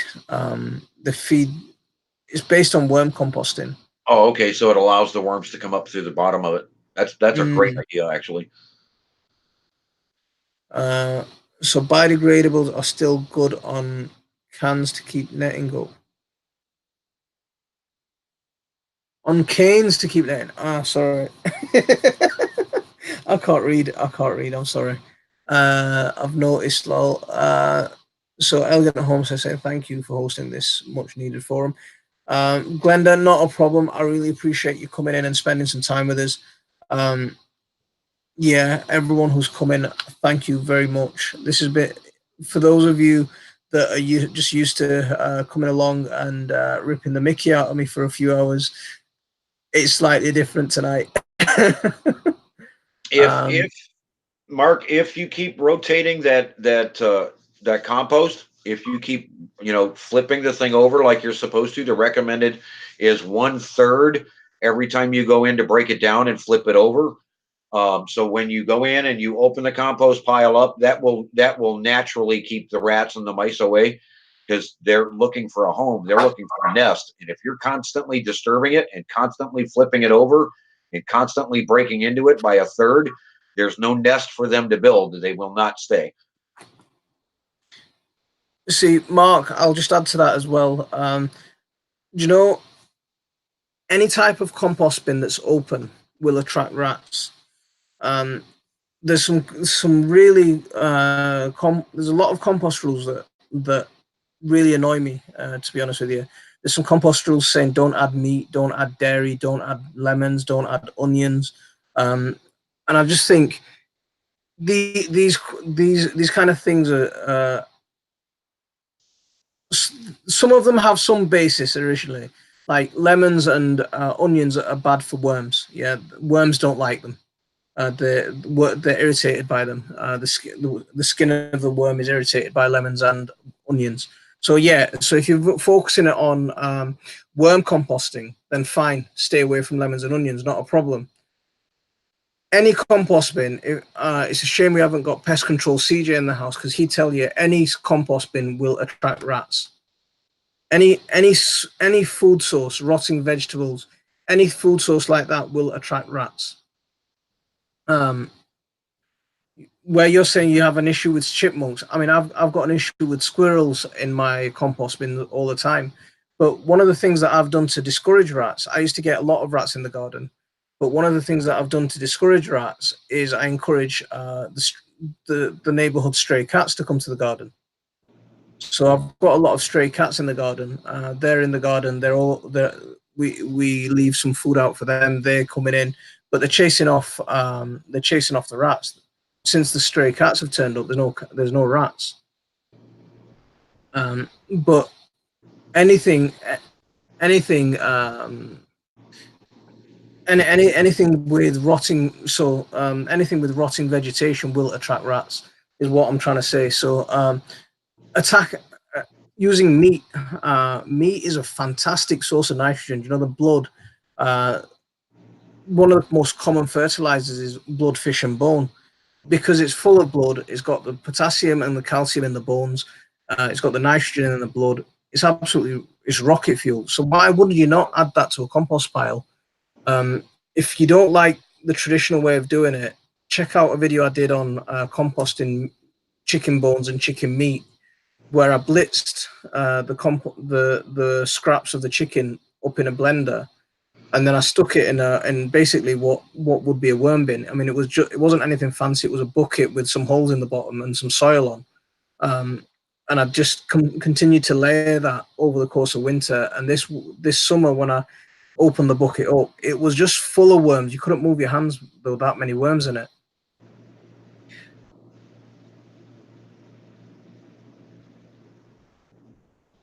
Ronnie, still there? Yeah, I'm still here, sir. You just went quiet on me for a second there, mate. Well, yeah, you're on a roll with composting. I'm for anything biodegradable going back in the soil. Absolutely. So Suffolk Susie's asking onions. She, you know, yeah, Susie. This is one of the. So another one of those composting myths that you shouldn't add onions. If you've just got a specific worm bin, adding onions will cause them. Adding a lot of onions will cause issues. Adding them in moderation, anything in moderation won't cause issues. But if you've got a hot compost bin, add all the onions you want, man. Not a problem.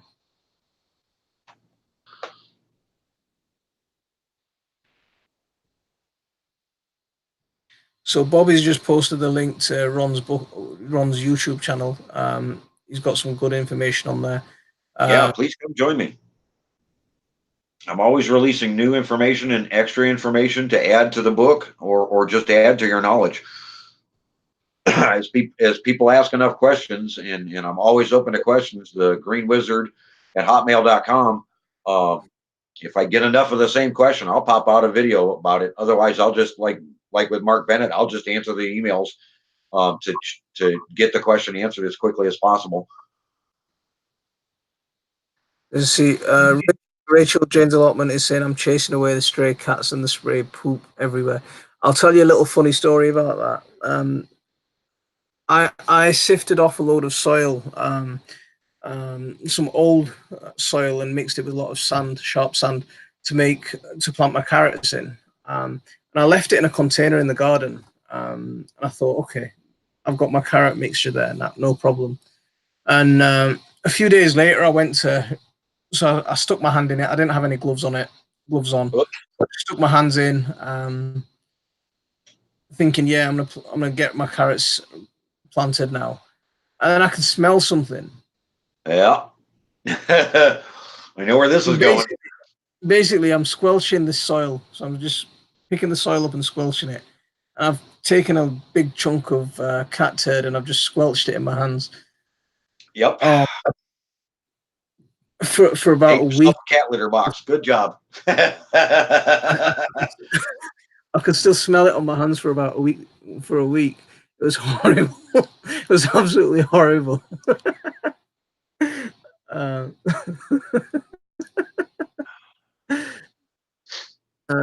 So white wings, brown body, and a multicolored neck. So Bouncer Slab saw a funny colored peacock. Are you sure it wasn't a pheasant? Bloodfish is good in moderation. Rachel Jane wants a bokashi compost bin.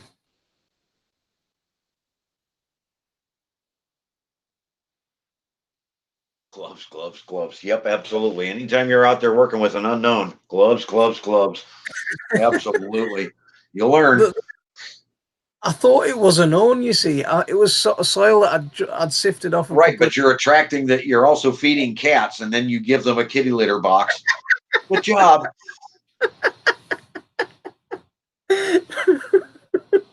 Yeah, it was horrible. Honestly, it was horrible.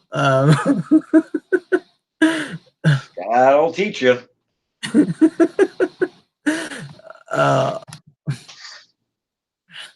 So keep enough of that around, and it'll keep you out of the garden. Be careful when you're doing that next time. That's funny. That's a good one. I've had some entertaining incidents in the garden. I mean, I was on a live stream once. I was doing a live stream from the garden, and while I was on the live stream, I mean, I'd mixed up a bucket of chicken manure and water to spray all over the garden. And while I was on the live stream, I took a misstep and fell straight into this bucket. Oh. So backside first, straight into a bucket of chicken manure water. Lovely. Yeah, you couldn't stage that. I'll bet you got a lot of views on that one. If not, change the title. You will. It didn't get it on the video of me falling. Basically, it was just a little shake of the camera, but it was just bummer. it was literally me in this chicken manure water.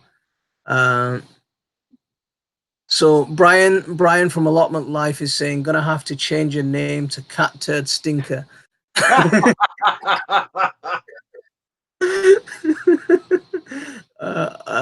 So Bouncer Slab can smell it right now, and it was on your hand.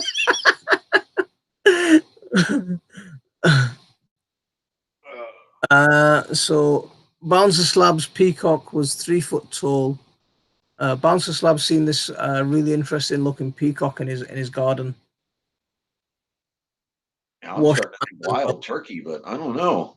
3 feet tall? I don't know. Of course, with the weather and the weirdness that's been going on, I would expect to see any sorts of weird animals starting to pop up out of the woods. I mean, we've had 31 degrees this year.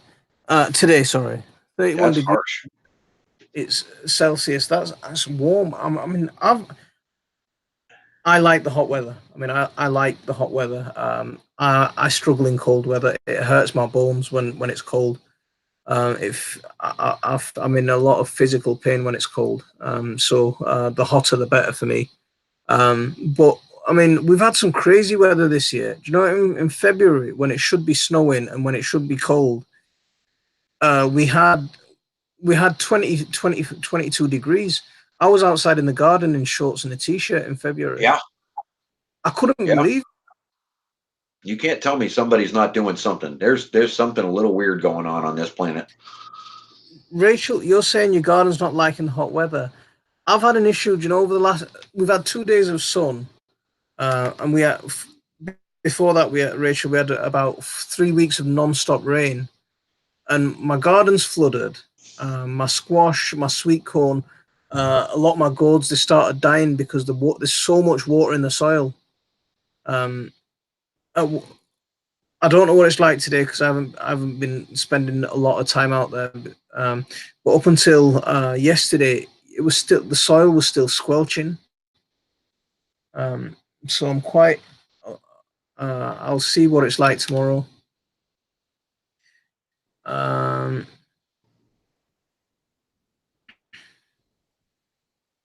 So Ira is saying, I use doggy shampoo around my place for fire ants. It's not a bad idea. What are fire ants? And there's a specific breed of ant down in the hotter weather and hotter climate areas that we have here in the United States, Texas, New Mexico, what have you. That they're very, very dangerous to us. And people are battling them all over this year, especially with the high heat. And the colonies are moving. RG Homestead here. Good afternoon, guys. Thank you very much for coming in. Really appreciate it. We've got Ron from the Green Wizards, the Green Wizard, who's on today. Stubbs Bitching and Fishing is here. Thank you very much for coming in. Yeah, we've got Ron, the Green Wizard. So if anyone, we had an interview with him at the start, and now we're into question and answer session. So if anyone wants to ask him any questions, go ahead. So Bouncer Slab saying yes, the peacock's been verified. The neighbor just said he ate the last one he caught.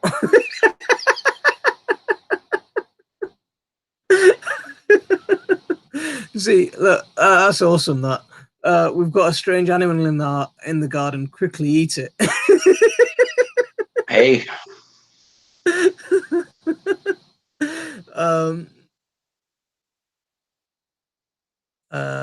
Those fire ants bite.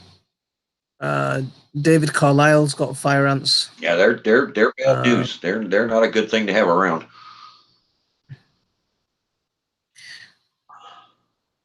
So RG Homestead saying, I read your book and learned a lot. It was worth the money. I appreciate that, RG. If you decide to pop up a video, let me know. I'll grab a copy of it and host it on my channel. Just like with your permission, Gardner, I'll copy this and post this back on my channel too. No, absolutely fine. Not a problem at all. You're very welcome to do so. For those of you who are coming in, if anyone does want to come on, and I mean, we're very privileged today. We've got the Green Wizard on, but if anyone else does want to come on and do an interview and showcase their channel, you're very welcome to do so. Peacock 3 foot high and the mice are 4 foot long.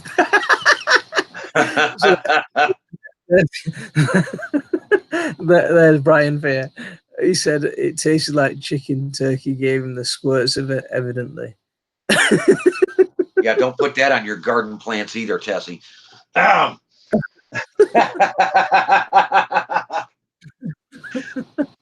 Fantastic. Absolutely brilliant. Ron, would you do me a favor? Would you take over the stream for about 10 minutes? Absolutely. Anybody got any questions? Anywhere you guys want to take this, you go right ahead and step away. I'm going to just step away for about 10 minutes if you can just take over and run things.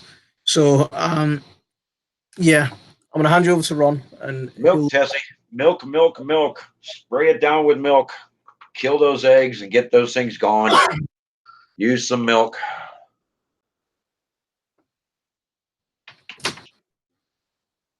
But yeah, there's all sorts of natural remedies, and milk happens to be one of the greatest ones out there. I don't know why people aren't using it more. I was down talking to the feed store the other day, and they said the same thing. People just are not looking at milk enough. And yeah, it's an incredible. I'm the author of the Green Wizard's Guide. That's the book that you're seeing behind me. This is the book I've written. Bobby will pop up a link that you can get this off of Amazon and have it in a few days. It's not your normal book, everybody. It's not an instructional guide. It's not a textbook. It's an entertaining story. I'm going to take you along for a coffee chat one morning. It's going to take you about 2 hours to read it. And you're going to gain more information and want to go back and reread it again after being entertained the first time, just to get that information. And there's a lot in here. I've buried a lot of information here throughout the entertaining story deliberately so that it causes you to want to go back and get the information. There's little spots and little highlights and little bullet points throughout the book, but ultimately there's no chapters in this book. This is a one-time read, hour and a half, 2 hours, maybe. And you're going to gain a lot of old knowledge that was passed down by the Indians, knowledge that was supposed to have been passed down to us from our grandfathers' grandfathers that has disappeared over time. That's what this book is. I'm the author of that book. So buy a copy of it. Put this knowledge to use in your yard. Put this knowledge to use in your garden and watch the abundance. The weeds naturally go away and your gardens are far, far more abundant. You will get more stuff out of your garden than you've ever seen before. And the taste is phenomenal. If you want to compete with your neighbors with your garden, add my secrets. Watch what happens. You'll start winning all of those contests.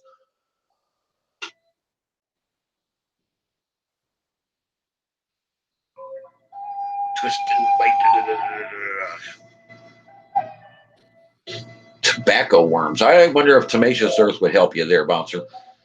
I really do.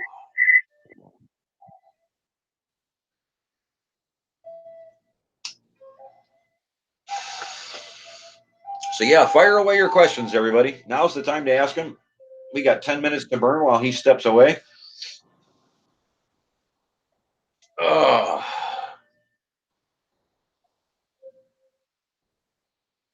Any milk, Tessie, any.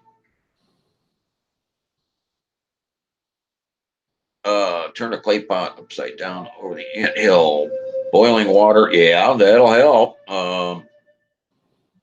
You know, and Dave, I'm hearing some interesting things about cinnamon and those ants. Cinnamon and fire ants. I don't know what all is involved there. And if you're going to be running boiling water anyways with water, I would add a little bit of Dawn dish detergent so it breaks down their outer shell, breaks down their bone mass, and helps get rid of them.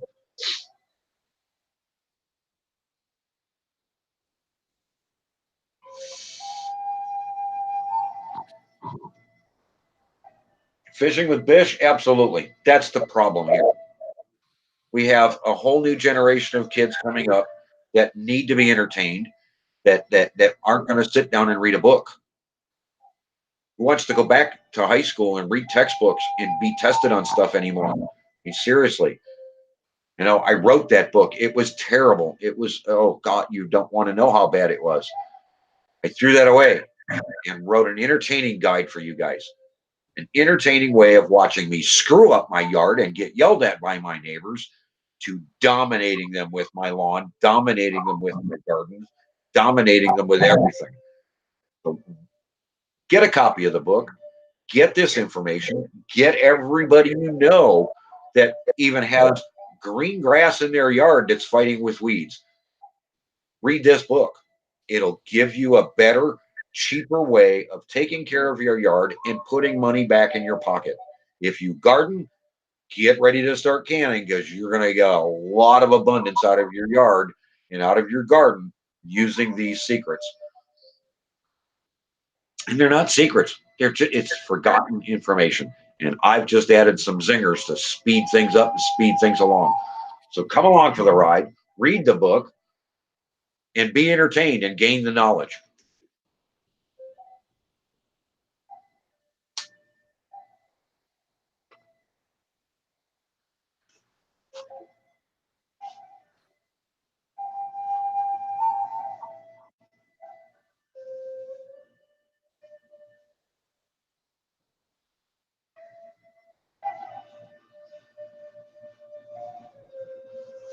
Oh, I'll bet they do, RG.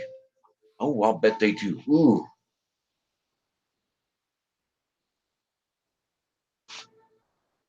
My problem is you dump that old oil in there, and yeah, it's going to eventually cause an issue in that one spot. But that's fixable.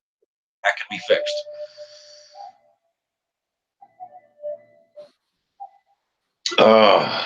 Yes, Tessie, absolutely.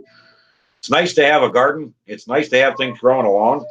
And I was reading something the other day, Tessie, and a lot of you gardeners, a gardener had reason to be away for a month, and his tomatoes were running like crazy and doing their thing, and they collapsed their cages and they expanded naturally, Mother Nature's way. Remember, these are vining plants. They will reroot. They will grow stronger if you leave them lay down, and you will get more tomatoes. Hint, hint, hint. We don't have to stand a tomato plant up, everybody. We don't need tomato cages. It is a vine. It would much rather prefer to lay down or hang somewhere than to be planted, staked up, strung up, and expected to produce its fruit. You will get more if you let it lay down. Try that next year, Tessie. Let one tomato grow wild. Let one tomato just do its own thing, and don't fence it in, don't cage it, don't do anything. Obviously, try and keep it contained in your garden so you don't run it over with your lawnmower, and watch the difference. Watch the difference. If you think about it this way, it's something like a pumpkin. If you let pumpkin vines grow, they will reroot and reroot and reroot wherever they go, and continually reroot and draw in more from everywhere. So as you let this thing run, let your tomatoes run and watch what happens. Watch what happens. There's some incredible stuff out there that we as man are disrupting by thinking, well, we need to contain the tomato plant. We need to this and we need to that. And we need to, you know, the world record is a 25-foot tall tomato plant. It was producing. Right. Absolutely. We can do that. but you want more from it, let it lay down on the ground and leave it alone. Watch what happens.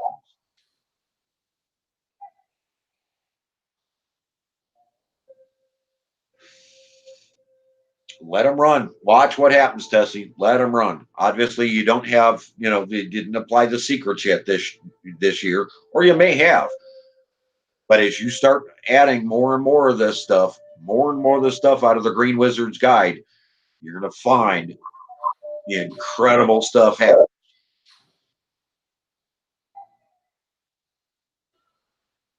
Oh, absolutely, Bouncer. Absolutely. People don't realize. People don't realize. Oh, well, we're supposed to put it in a cage and it's supposed to be up because that's what I saw this other guy do. So it must be the right way to do it. No, it's not. It's a viney plant. Let it run and watch. It'll reroot itself.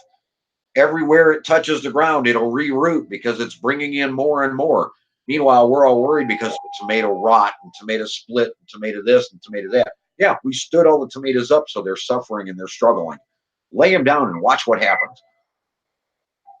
Come on. They were not putting tomatoes, right, 100 years ago. They were not mass tomato farms. Huge tomato farms are not running tomato cages, people. They're not running cattle cages and stringing up their tomatoes. Stop doing that. A massive tomato farm has the tomatoes laid out on the ground, running everywhere. Watch Mother Nature. She'll tell you what works. Leave Mother Nature be, and she will reward you. It's incredible what's going to happen. All we're doing with the guide is old information, bringing it back up, supercharging it with scientific research that's been done, and turning out incredible yards and gardens because we're just souping up the system. A lot of people are going to look at it and go, okay, well, I'm going to read this book and I can't do anything till next year. That's incorrect. The sooner you get the chemicals washed out of your yard and start applying this, the faster this stuff works. We have a gentleman. Jerry's Wood Shop and Outdoors. His wife read the book, and she did. She went out and she applied these principles to their yard. And in 2 weeks, he was cussing me out because the grass was so thick and coming back so strong, and the water was being repelled out of his yard and being soaked into his yard the way it's supposed to. We should not be facing all of this flooding, everybody. The issue, we need to fix it. We need to fix it. And the guide tells you how. Very simple instructions. It tells you how I do it, how other people can do it, and you can gain from the abundance. Jerry's working outdoors used to have to be outside and watch his property and drive off the water to protect his house because it would flood every time it rained. Until this. He put this book and these processes into use in his yard, and the flooding stopped. The yard is now absorbing the water. The clay is turning back into topsoil, everybody. That's what we're talking about. Letting nature come back to where she's supposed to be and letting things grow in abundance. And it will reward you profusely. Sorry, you may have to cut your grass a little bit more. I'm sorry. But when you apply this to a garden, you want to be trimming more and getting more fruits and vegetables out of your garden. That's kind of the point. Get off the chemicals and go this route. It's organic. It's not going to hurt anything. And it's far, far less expensive. I went out and I priced it this year. I went out and I bought the supplies to do my yard for the next 2, maybe 3 years worth of supplies. And I can apply them all this year. No problem. Don't even have to think about it. It will not hurt anything. But I will utilize it over the next 3 years. Cost me about $150. I went out and I priced the same 4 processes in the chemical treatments for just this year at the big box stores. Over $200 for 1 year's worth of treatment. You tell me, $150 for 3 years, $200 for a year. Who's saving money? And who's got the better yard? I walk out and I look at my neighbors' yards right now. They're starting to burn. They're starting to dry out. We just had 3 days worth of rain and their yards are burning up. Mine's lush, green. It was 80 some, high 80s yesterday, almost 90 degrees. I'm out there barefoot. Can't walk in other neighbors' yards. It's too hot. walking my grass, it's still cool. It's still thick. I cut it at the same time they cut theirs. My grass is green, lush, and growing strong. Nice dark green. What do you want? You want to work hard. You want to enjoy your yard and enjoy the abundance and do it in nature's way just by understanding and knowing this knowledge. It's available. Here it is in print. I'm sorry, Elegant Homestead didn't get around to writing this book. You know, that young lady just didn't have the time. She was growing a family. She was doing her thing. Nobody wanted to hear it back when she started gardening. I stopped. I wrote the book. Here you go. Here's this information. Utilize the information. Read the book. Be entertained. Utilize the information. And you will be thanking me next year in your garden when you see the abundance that comes pouring out of your garden. You'll thank me. Trust me. Hey, welcome back. Thank you very much. Yeah, just had to step away for a little bit, but I'm back now. So just a quick roll call. Thank you for taking over and looking after everyone while I've been away. So we've still got Bobby here. We've got Dojo, Dave, Elegant Homestead, Homestead Testy, Ira Z, Kathleen Elliott, Mike's Greenhouse, Sam's Allotment Diary, Venom Records, and Where We Are. If I've missed anyone, I do apologize. If you type something, I'll say hello.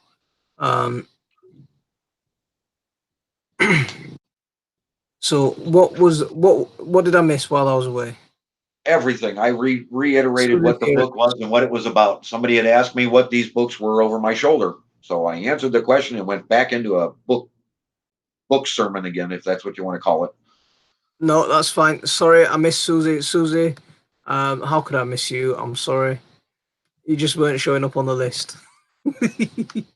That's my excuse. So we've still got 22 people watching. If anyone hasn't hit like for me, please hit that like. Rachel Jane's Allotment still here. Brilliant. They're doing a lot of good work, you know, working with a family on the allotment, growing vegetables, the whole family's involved. Really good. Oh, that's awesome. Really good people. I love them.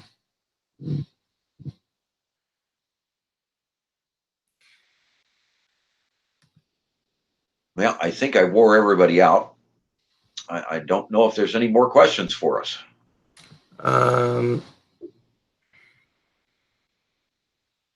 She will tell people to lava your land and take it back. Lava your land and take it back.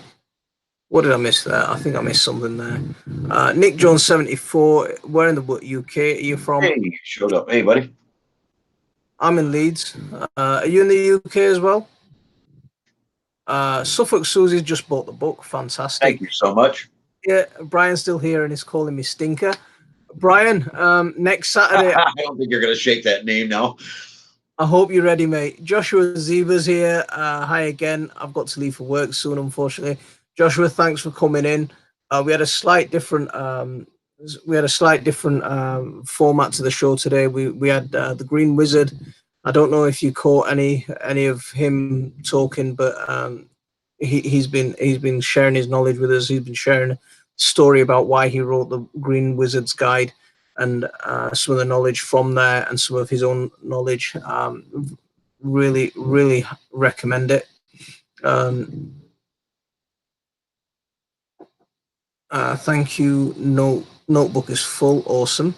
Yeah, every time she comes on one of my talks and discussions, she'll fill another notebook. She's going to write a book all by herself about the Green Wizard. That'll be fun. And all the information I didn't put in my book. A book about a book will be fantastic. And filling in the gaps. That's what this is all about, though. Do you like right. Do you know like food forests, right? Right. They're becoming a thing now because the permaculture movement has picked them up. Before I make that point, I've got to say hello to my mate Fish with Bish has just turned up. Thanks very much, mate. You missed it with a great interview with Green Wizard. He's been here taking us through all of everything. Fantastic. Yeah, what I was going to say was sorry, I don't know what I was about to say. I don't know what I I was about. see. Go ahead and ask your question. But yeah, we were talking about letting tomatoes lay down and letting them expand and letting them grow naturally because they're a vine. We need to control them and cage them and raise them up. Um, and you will get a higher abundance and you'll get less tomato split, less tomato rot, less tomato this, less tomato that if we let it go naturally instead of interfering. See, I'd agree with you if you had a long enough growing season. Right. For those That's places with that's long the other growing, side of that issue, right? I'll agree with you for those places that have got a long growing season. Yes, just let them sprawl and feed them. But in places like us in the UK, I mean, I grow both determinate and indeterminate. And when I'm growing single stem plants. When I grow tomatoes, I grow them on single stem plants. And the main reasons are because we don't have a long enough growing season. Rachel Jane's allotments just said it there. The UK is too wet. Do you have a fence? Sprawl on the ground. If you leave them to sprawl on the ground, they'll get rotten very easily. Do you have a privacy fence on any part of your backyard? No, it's all hedge. It's all Oh, hedgerow. all right.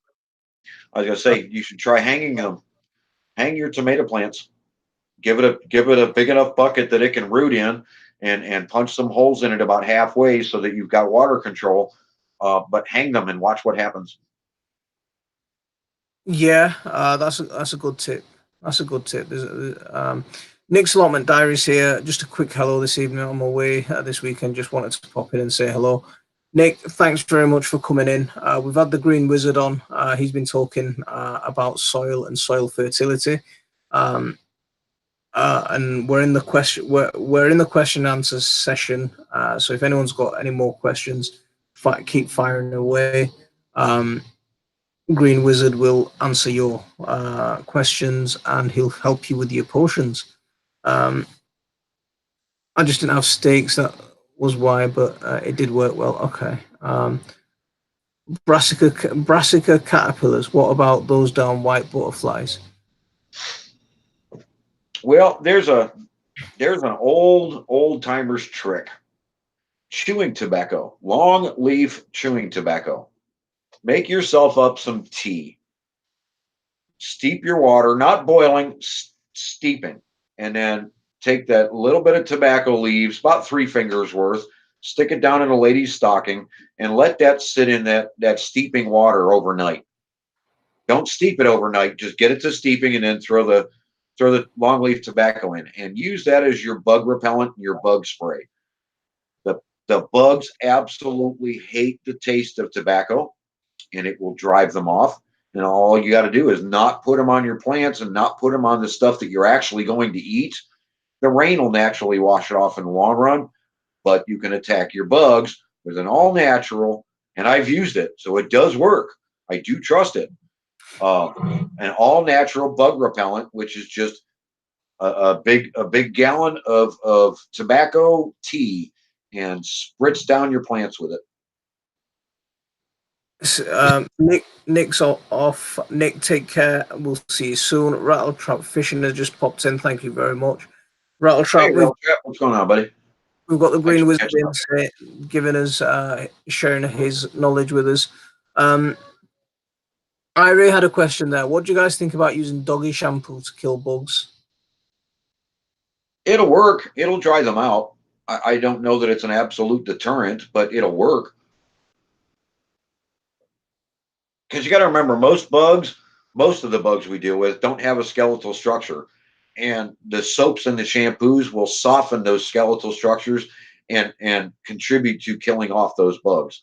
So if they're a hard shell type of bug, like an ant and some of those others, that will automatically attack them and soften their shells, and they won't be able to support their own weight, and it'll stop them dead in their tracks.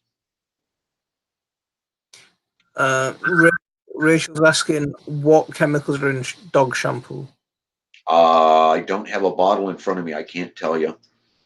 See, Brian picked up on the use. You know, when you were talking about using tobacco, it's the same thing that we were talking about before around that I was mentioning about nicotine and caffeine in products that cause insects and other plants to be, to die. Right.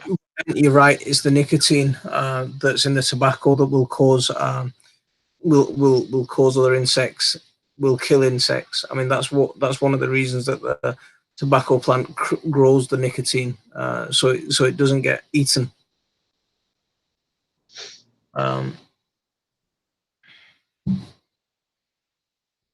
So Yeah, so we've run out, sir. I appreciate you having me on the show. I appreciate you having me by.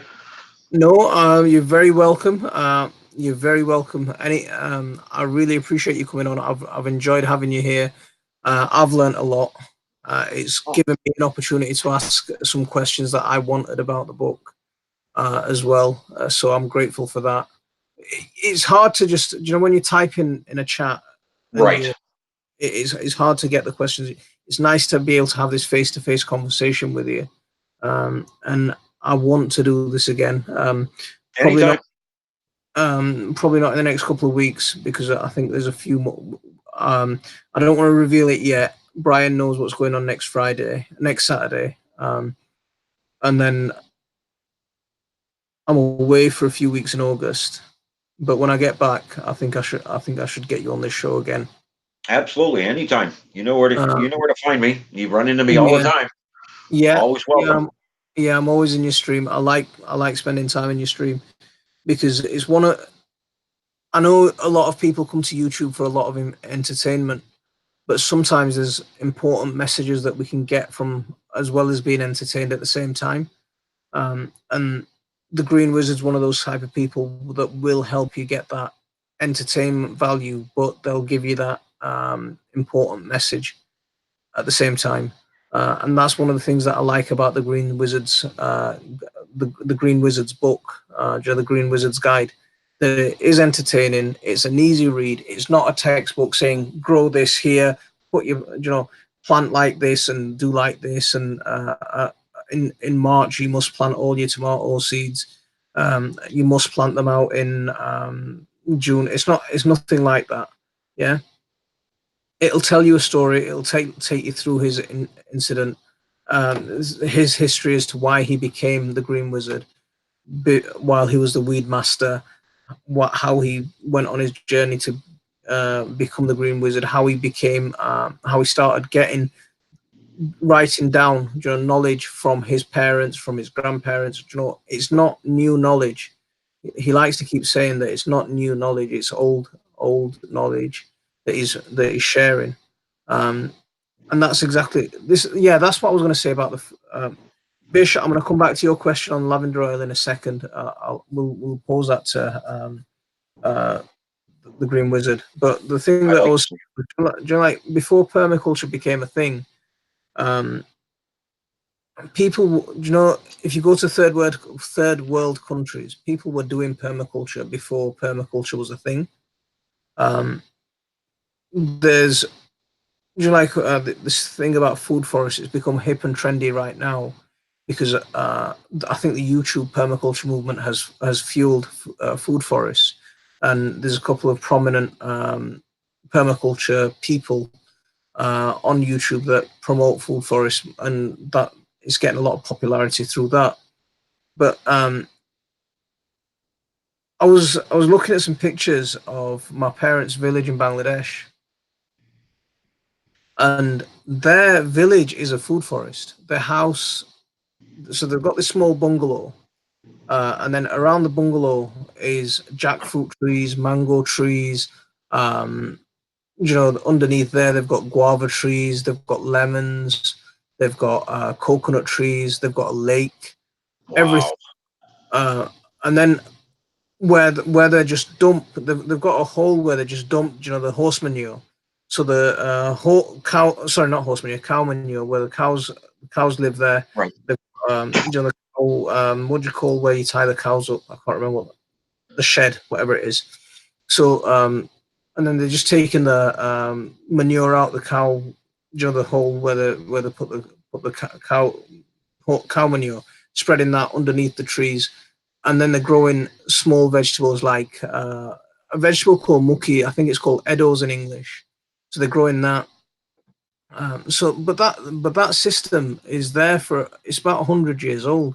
So long before people like Bill Mollison even started thinking about these things.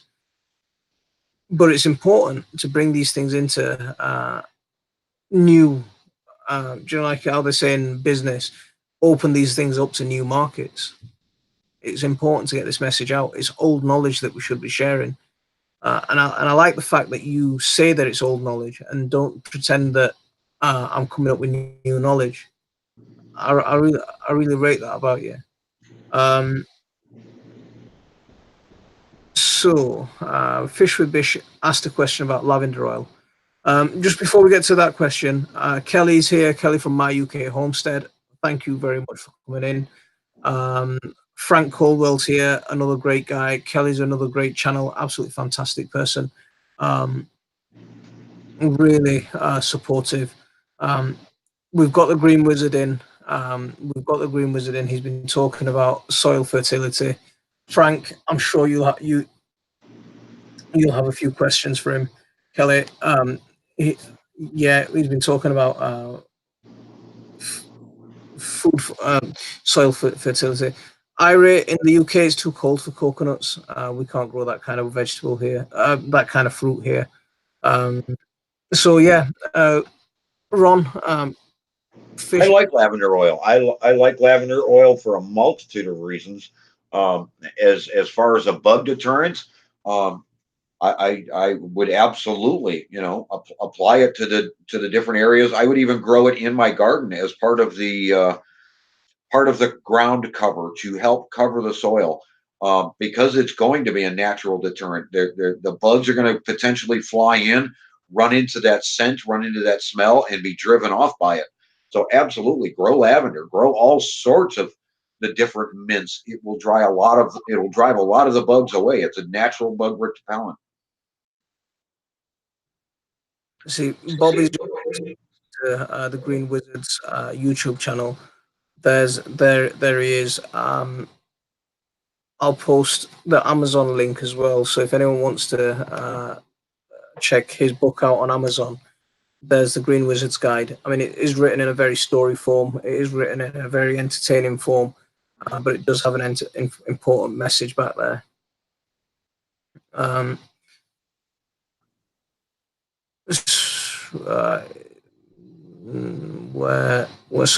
far are we in? We've been going for a fair while. We're 2 and a bit hours in.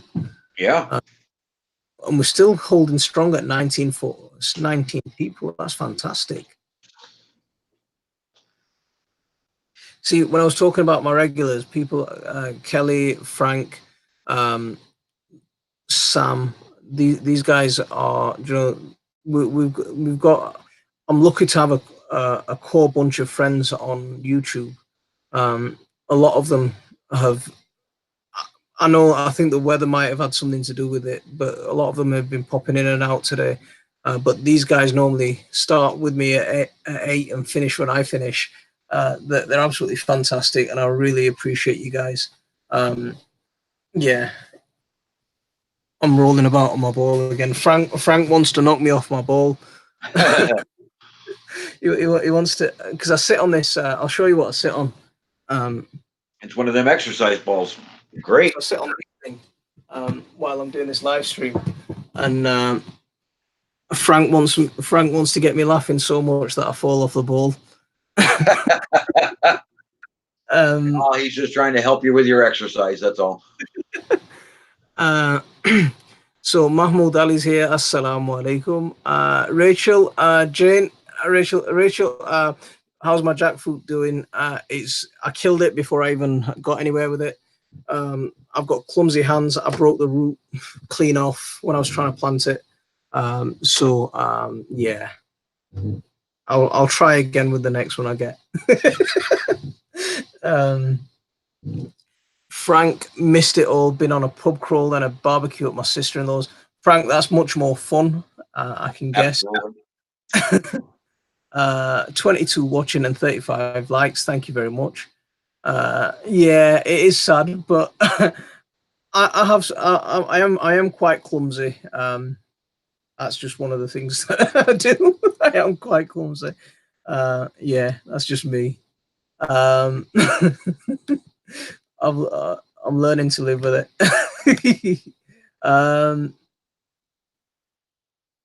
We've not done bad, have we? We've had a good few people come in. 2 hours and Monty hasn't broke down giggling. We are winning. Don't fall, it hurts. See now they're starting. See, this is Yeah, what now they're gonna start with the entertainment.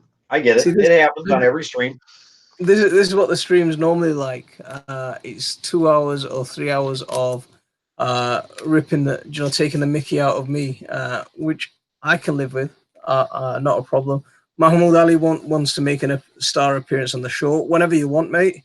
Whenever you want, you can come on. As with anyone, whoever wants to come on, there's no pressure. I mean, I'd like to showcase every one of your channels one by one. Get you up here. You can talk to people. You can take over the whole stream. I'll advertise it. You advertise it. And yeah, we can all make some new friends.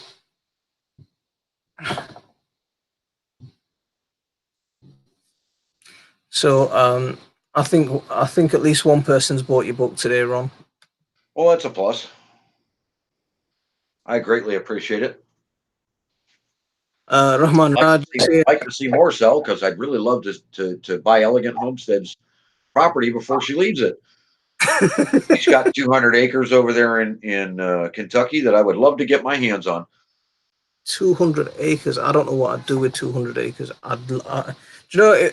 I'm not a greedy man. I'd love about 5 acres of land. If I had 5 acres of land and a house to live in, I'd be a happy man, I think. Oh, absolutely. Well, the people want the next book, so they want the information on how to build a garden, what my opinion is, and how I would go about doing it, and they want to see it. So the next book will be strictly building a garden and what to do and what my recommendations are, and to do it in an entertaining way, just like we did with the Green Wizard's Guide. Do you want to do a collaboration on a book? I've thought about it, but one book at a time. I can, my brain goes in a billion different directions at different times. But yeah, we could definitely sit down and talk about something. Yeah, let's have that chat. Let's have that conversation. Rahman Raj is here. Assalamu alaikum. Wa alaikum assalam. How are you doing, brother? Thank you very much for coming in. He is clumsy. He shook my hand and my finger fell off. See, I did a collaboration with Fish with Bish. We met up and had a barrel of laughs. If anyone wants to see something just completely off the wall, check that out. Check out Fish with Bish. He's funny as anything. He's absolutely brilliant. 200 acres, Elegant Homestead. You've got a lot. That's a lot of raised beds. Yeah, no, she doesn't raise bed. It's an actual farm. She does have raised beds. Don't misunderstand. But 200 acres, no, you couldn't do that in raised beds. That would be a lot of work. Kelly, we were looking at a 5-acre plot of land yesterday across the road from us, but turns out it was sold. Kelly, how much was that on for? My brother saw 3 acres, a 3-acre plot of land up in Pickering, which is about an hour north from where I am, for 300 grand. But as you go north from where I am, it's getting colder and colder. So I think I'm as far north as I want to be. Yeah, but at 300 grand, oh wow, for 3 acres. That's expensive. It sold for 35k. So 35. Wow. 35k. I wish I could. 5 acres for that. Wow. Fish with Bish, he wants to come on but won't get anything done. That's fine. I don't mind. We can sit here and do nothing for 3 hours. I haven't got an issue at all.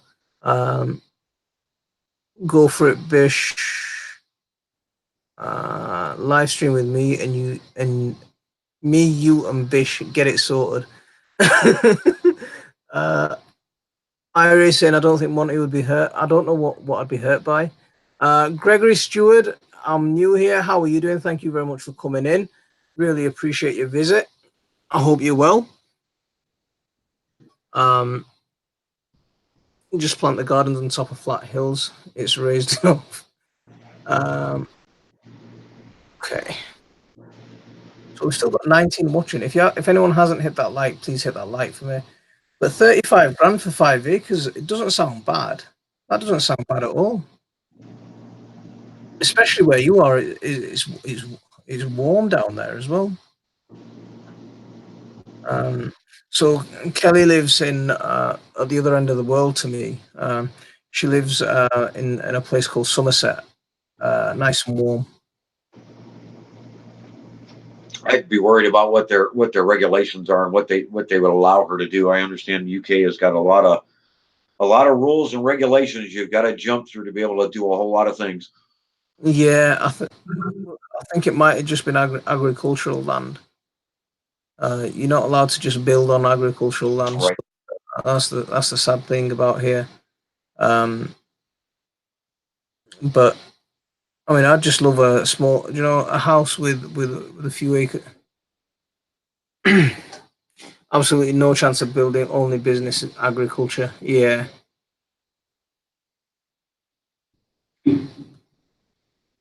Yeah, it's a lot of money to spend on a piece of property that you can't just do what you want to do and grow the things you want to grow and do it the way you want to do it. That's a lot of money.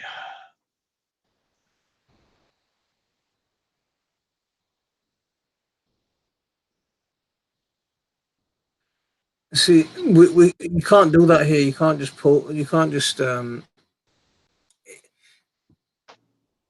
can't just build where you want to build. I mean, it does have some advantages because there was a period where there was a lot of rich businessmen just going out buying chunks of the countryside and building nice lavish houses at the expense of the rest of the ordinary people. But where it'll stop someone who wants an ordinary person who wants to live on a small, what you'd call a homestead, a few acres of land, a house, right, and live their lives, completely separate to everyone else. It does stop that kind of freedom. That's one of the big issues with that. But I do understand where it comes from, that they want to stop, those that can afford to just buying up chunks of the countryside and taking it away from everyone else. Oh, absolutely. My slice of heaven outdoors here. Thank you very much for coming in. Really appreciate it. We've got the Green Wizard on, talking about his book, talking about his portions, talking about how to increase soil fertility.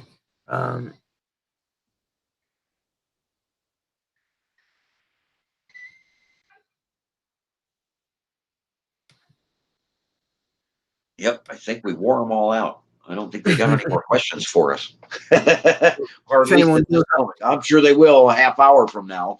Oh, if anyone does have any questions, take notes, everybody. I will be back. We will do another show together. Take notes, and if you got questions, hold them for the next show, and we'll answer them then.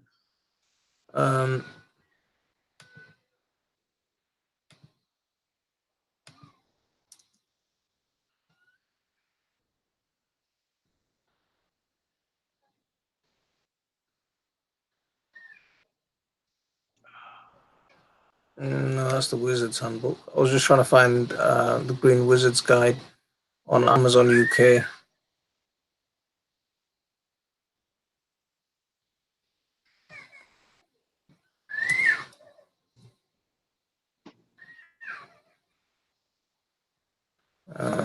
No, I can't find it.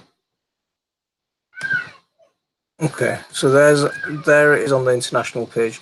There's the Green Wizard's Guide on Amazon. If anyone wants to grab it from there, it's available.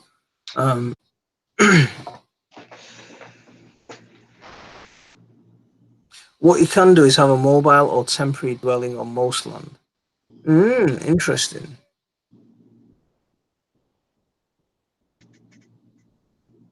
it's not just building on land. You can't always do alterations to an existing property.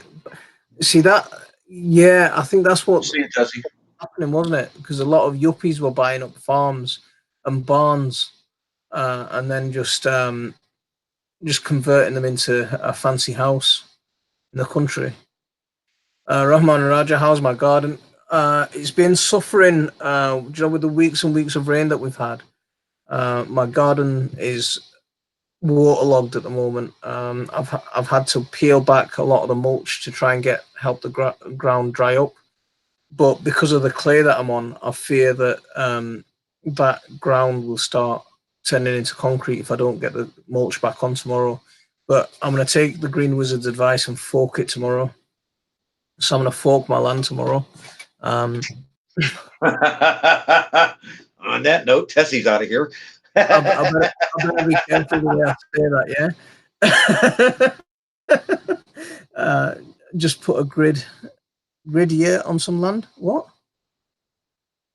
Oh, a yurt. There you go. Rachel Jane's allotment. Just put a grid here on some land. Can you say that again? I don't know what that means. Bish couldn't find something. I don't know what Bish. I don't know what you couldn't find. Just put off grid. Just put off grid. We'll see you later, David. David, thanks for coming in. We'll see you soon.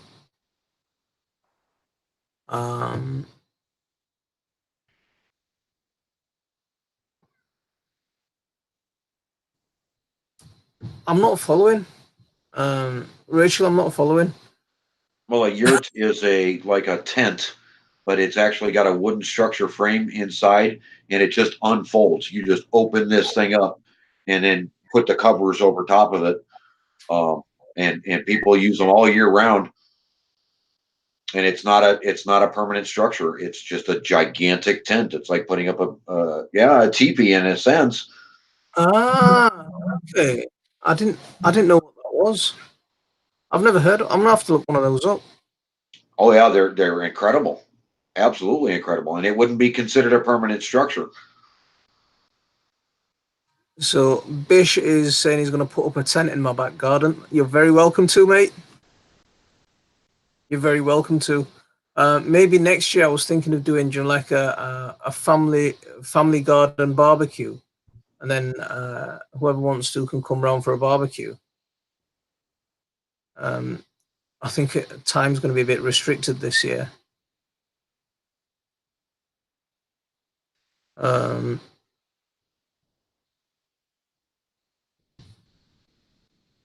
Off green means hide, they'll catch you. Hide till they catch you. Yep.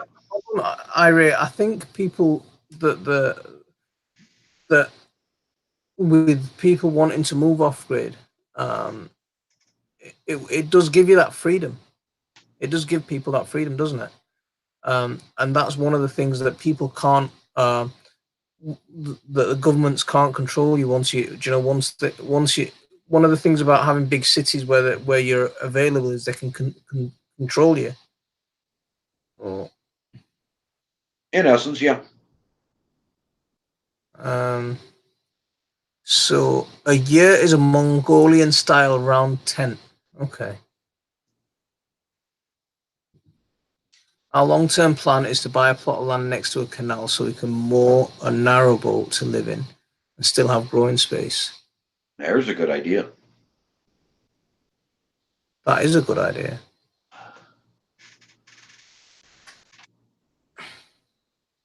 See, do you know, like, I'm a city lad, right? So I worry about things like hospitals, and I worry about things like not being able to get to the shops when I need to. That's my biggest fear about this kind of thing. Do you know, if I did end up in the country, I don't know what I'd do when I couldn't go to the shop at, that's part of being self-reliant and learning all of these skills before you get out there so that you can do what you need to do. There's a lot of different weeds out there people call weeds that are actually very medicinal. and you can grow them or look for them. A lot of different plants out there that run wild that are edible. There's a whole lot to be said for living in the off-grid style and knowing and having this knowledge and being self-reliant and not having the need to run to the city and run to the local store to do whatever it is you need to do, right down to the medical. So, it's that, I think the scary thing is that lack of knowledge. You know, that loss of knowledge. Right. That a lot of people, especially like me, I mean, I consider myself. I know about my garden and growing veg, but if I wouldn't know about how to do any type of herbal medication, I wouldn't know anything about any of that kind of stuff.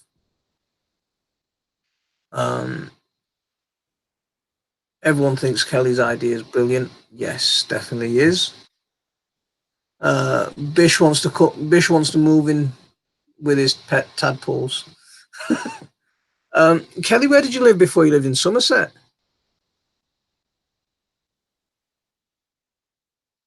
So I had to break down my house because I don't have permits. Well, you're in Hawaii, aren't you? Yeah, I can see them being permit heavy.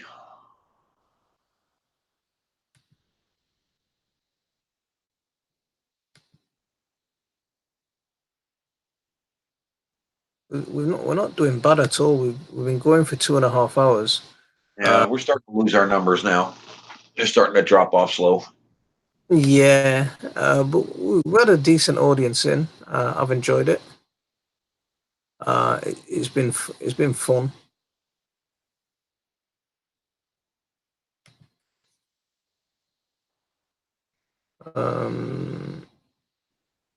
Near Bristol. I'm not looking at a map. So Kelly used to live near Bristol before North that. Somerset. I was gonna say, do you know, like as soon as you pass, yeah,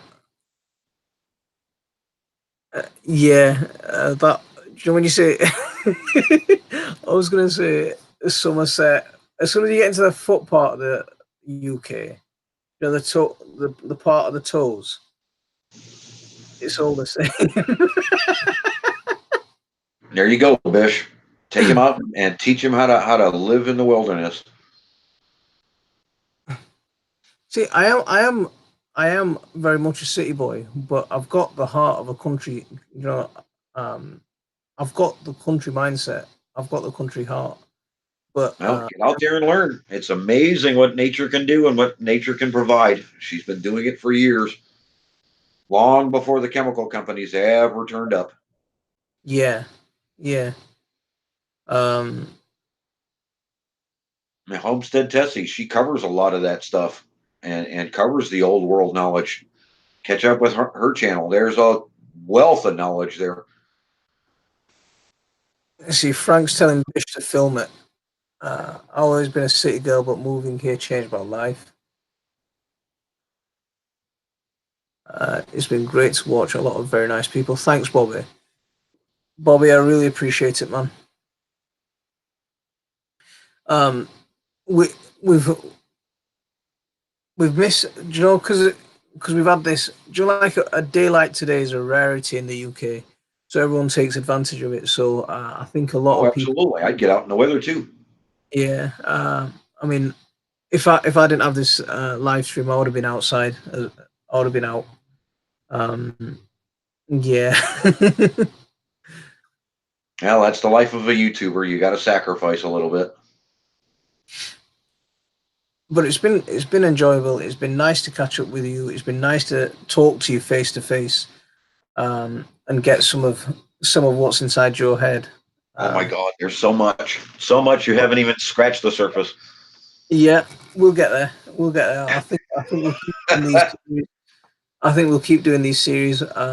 But I want some of you guys up here as well. Kelly, if you want to come up here, Rachel Jane's allotment, if you want to come up here, anyone who wants to come up here and showcase your channel, IRAZ, if you want to come up, anyone Bish, I think you're banned. Huh? Kelly's off. Take care. Have a great time. Have a great night. See you soon. Yeah, I think anyone. Yeah, I think you will. I think you should. You know, I think you should, and I think you should do it soon. It'd be hilarious. I think it'd be funny as anything. But I'd have to. I'd have to think of some good questions for you though. Oh, that's fine. You got plenty of time. Um, Like I said, get everybody together and get your questions together, and next time we do a show, we'll just do a Q&A instead of a show about the book and just rattle off answers.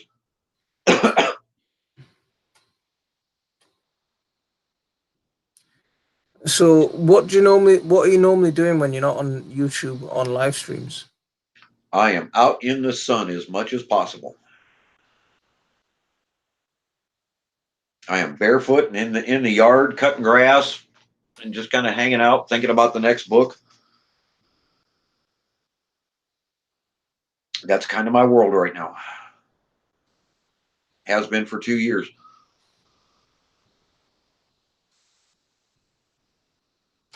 Shubs has just turned up. Wa alaikum salam. Thank you very much for coming in. We've had a special show today. We've had the Green Wizard on, who's been talking about soil fertility, soil, building soil life and giving life to that soil food web. And he's been talking about his book as well. Let me stick that up there. If anyone wants to check his Amazon link out there, there's the book on Amazon. Frank built his new grow house today, but my wife bought me lots more seedlings next year. That's awesome, Frank. Have you got a glass one? Because you said you got a wooden one, didn't you? Is it glass or is it plastic? That's what dogs are for, Rachel. What are dogs for? I'd love to be barefoot. Need to go get rid of the stray cats first. You found out about that in your garden. Yeah, we'll discuss that again. But yeah, you don't want to do what I did. You don't want to do what I did.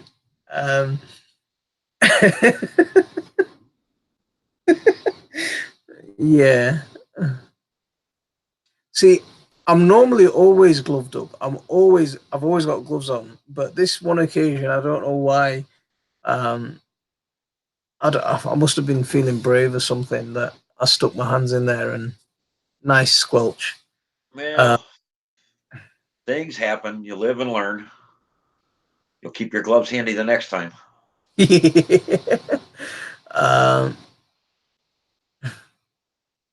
So Frank, what's your new greenhouse looking like? Are we going to get some pictures soon?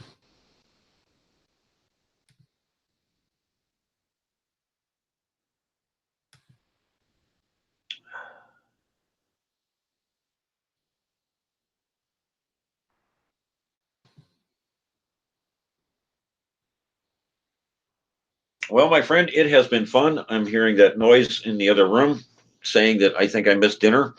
And I should probably step away, but it has been great fun. I'd love to do this again. So anytime you're ready, I'm ready and I'm available. I appreciate you having me on, my friend.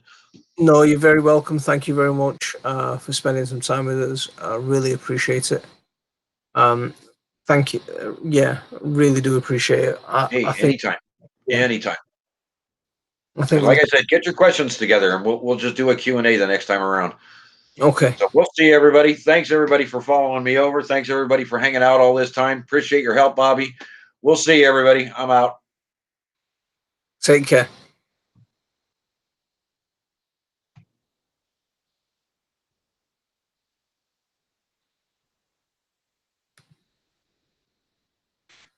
So, guys, you're left with just me.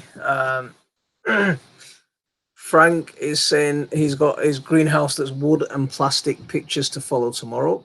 Awesome. Thanks, Mr. Wizard.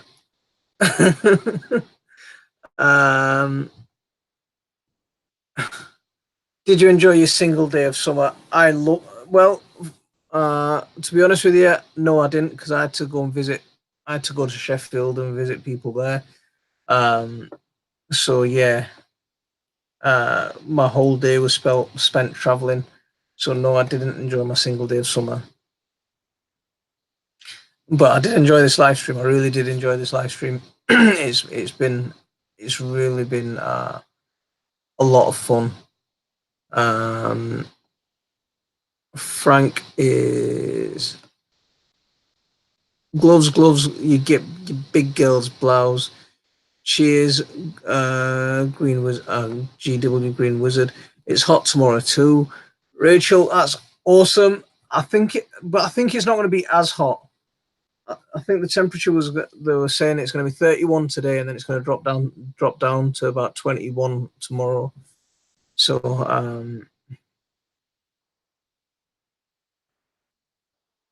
yeah, I don't. You know, this heat, it really does. It really, for me, for my body, it really does me good. Especially when the sun's out.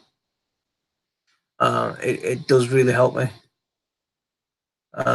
Because when it's cold, it just really hurts. You know, even my bones hurt. So I really struggle in the cold. My bones, my spine just seizes up, and it really just aches. Yeah, I don't like the cold. Frank's at work until 4. Have you had a day off recently, Frank? Because Frank's at work all the time now. So much for his part-time job. He's running the place now. Mahmoud's day was spent traveling and waiting for his family to finish shopping, so his was worse. 41 likes, that's not bad at all. That's not bad.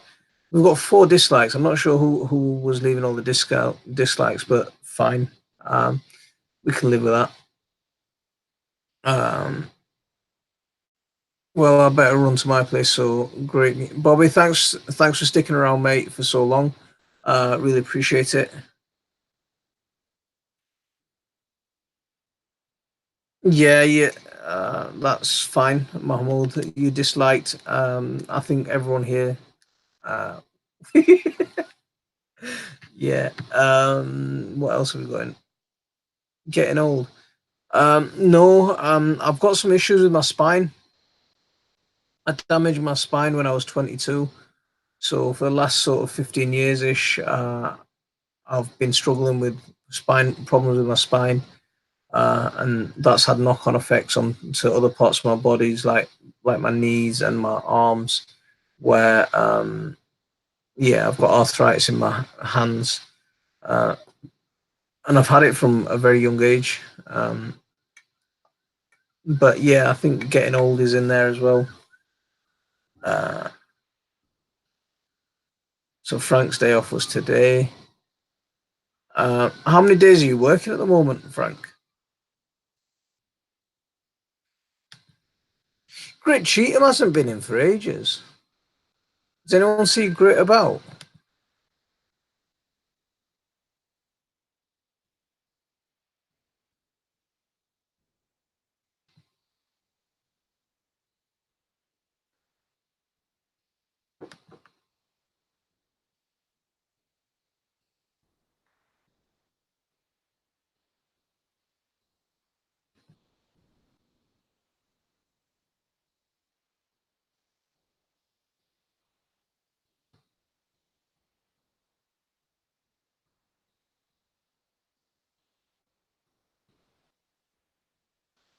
Let's see who's here.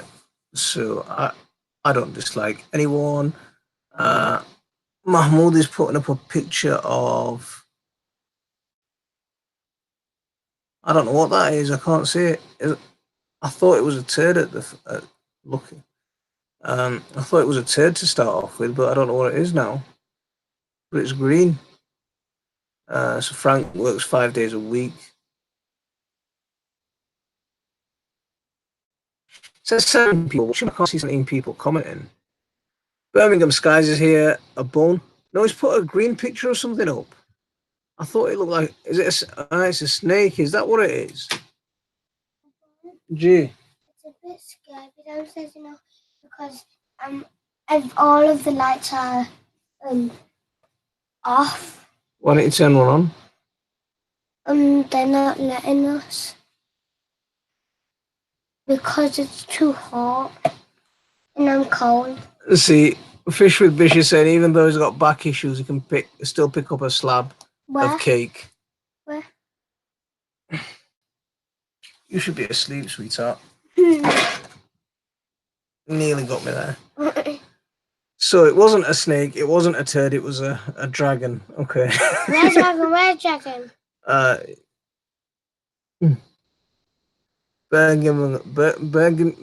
Birmingham skies high in my part of the world. Yeah.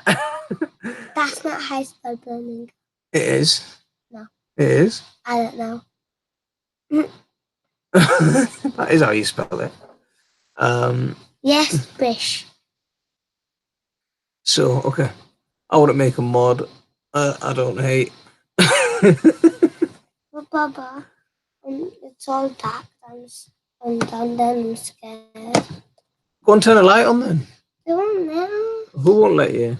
Dad, do because it's too hot and cold and freezing. Is it? Well, go on, get back to bed before you get into trouble. Go Freezing. on. What came first, the slab of cake or the back issues? I think the slab of cake habit's always been there. You've seen the size of my belly. You can tell that the slab of cake's been one of my addictions from a very young age.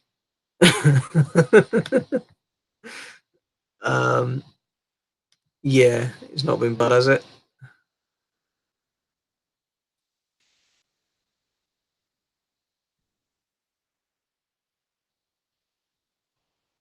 Okay, so we're coming up to the 3-hour mark, and that's normally where we end this thing, isn't it?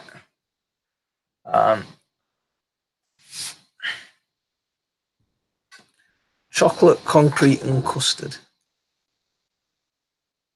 Have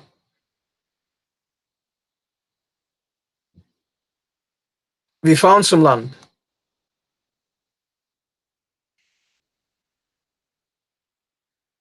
Yeah, see, Pickering's a bit too far. What do you think? It's a bit too far north. I wouldn't mind moving a bit further south, but I don't want to move any further north. But to be honest with you, I don't want to move out. I don't want to move out of Leeds. I've got a nice setup in Leeds.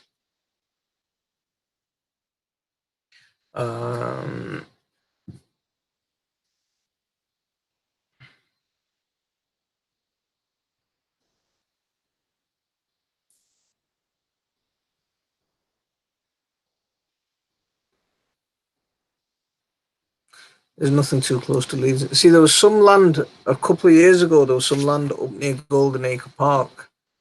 Some pretty decent agricultural land, but again, it was selling for about 4 or 5 grand an acre. So it was just ridiculous. The land price is just ridiculous. But it was strictly agricultural land, and that's the problem. But it was right next to Golden Acre Park.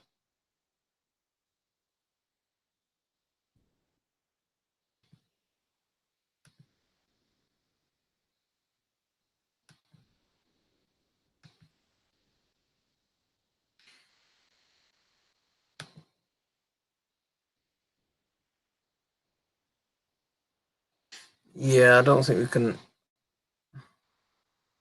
I don't think we can buy something in Shadwell. Shadwell's a bit too rich for our blood. Maybe when you're a doctor, you can buy something in Shadwell for us.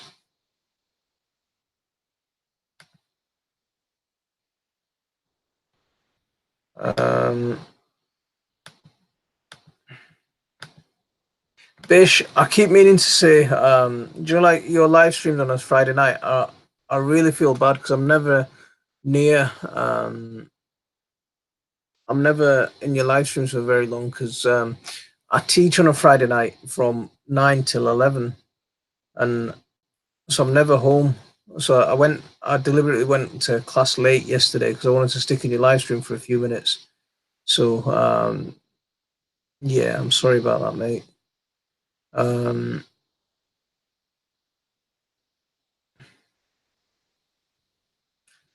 For us, have you come all communist all of a sudden? No, I was just thinking you're going to buy a farm for me when you're a doctor and rich and famous. It's not much of a communist. It's more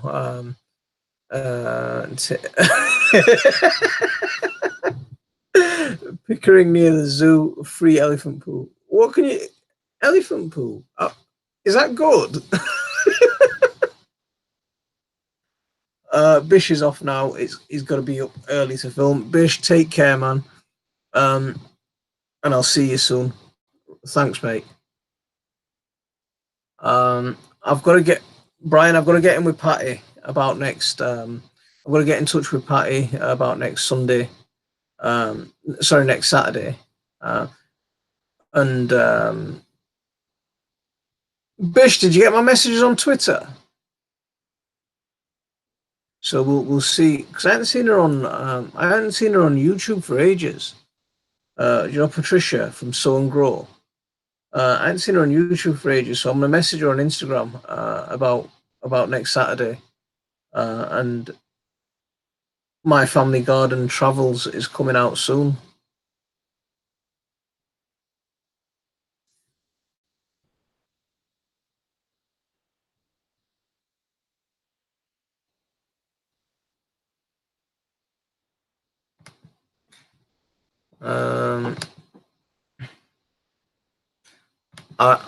On my little bit, Lindsay's back.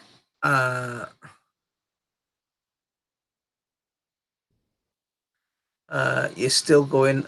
Yeah, we're still going. Birmingham Skies is off. Thanks very much for coming in. We'll see you soon. Really appreciate your visit.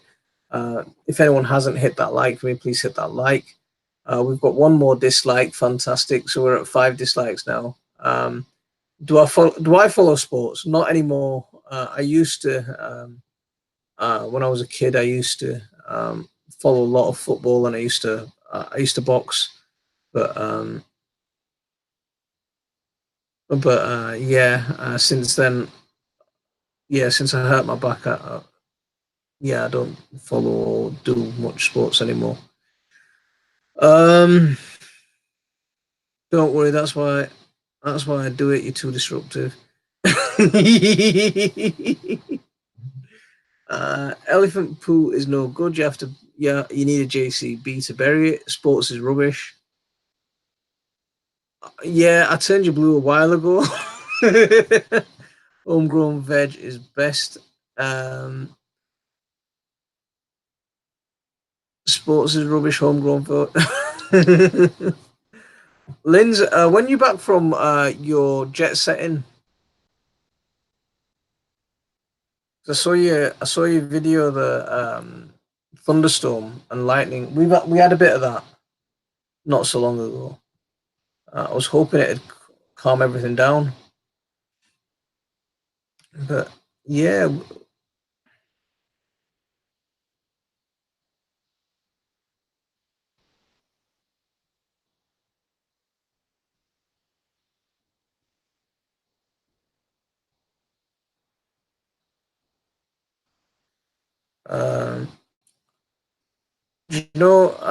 I've got the first time ever. I got a really good. I've had some. One of my videos has hit 3,000 views. I've never had a video do that before. It's been absolutely. I'm over the moon by it. I've had a video hit 3,000 views. That's amazing. I've never done that before. I was whinging to Kelly not so long ago that my videos weren't getting watched as much, and recently things seem to have turned around. But what I've done is I've stopped going into live streams and trying to win subscribers that way. I've just focused on putting out a lot of videos and sharing it on as much social media as possible. And since I've started doing that, I've picked up I'm picking up a lot more. I'm not picking up a lot more, but I'm picking up regular subscribers, and I'm not losing subscribers the day after. So if anyone wants to try that as a little tip, it's worth it. We just stayed at the pool while it was raining, but then thunder and lightning started to move back indoors. What time is it over there now?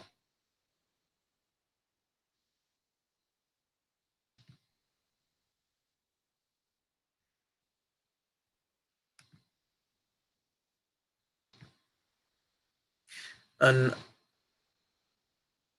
I'm not far from monetization either. I'll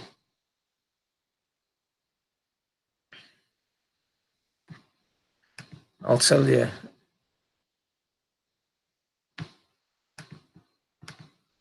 You know, I'm about 800 hours away from my 4,000 hour goal.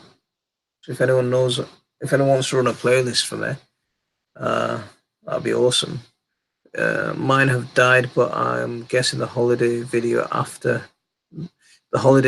are different to my usual stuff. What's died?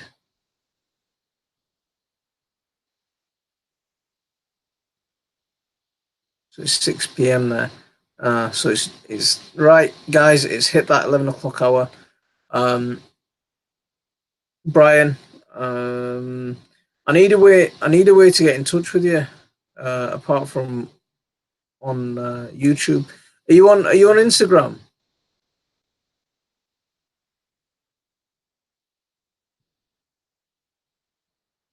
How far away? I'll run some playlists in the background. I'm at as we speak. I'm at 800 hours away. So I'm at 800 hours away. So I'm hoping to finish those 800 hours off by the end of July. I want to get those 800 hours done. I've not done bad this month in my watch time. Without anyone running playlists for me, I've managed to hit 74,000 minutes of watch time. So Mahmoud, what's 74,000 minutes in watch time?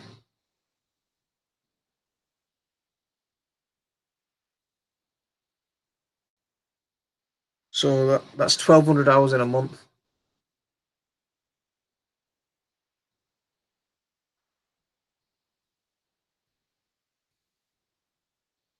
Sorry, buffering here. You want to talk to me? Send me a private message and face that. Cool, will do. Yeah, yeah. I'm at 3,000. Me allotment. Eh? Me allotment. I'm not interested in monetization. My email is on my homepage under about. Okay, Bri. Right, I'll drop you an email because Saturday we're going to be ripping up your allotment. I'm going out on travels again next Saturday, guys. So yeah, that'll be fun.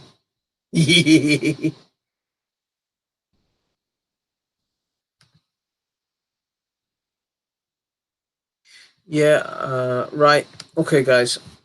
I think look, it's past 11 o'clock. You guys, I've kept most of you here for a long time. Thank you very much for hanging out. Really appreciate it. Ira, is Nomadic Bike alive? Is Nomadic not alive? Is Nomadic Bike live? If he's live, or if anyone knows someone we can raid, should we raid into someone? Let's see who's live.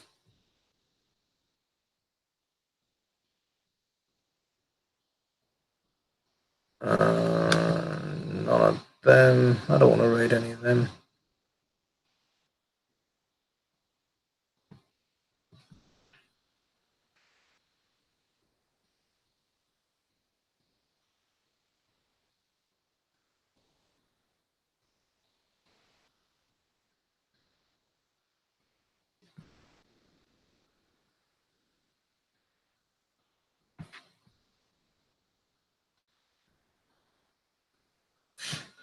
I've got a different place to raid today.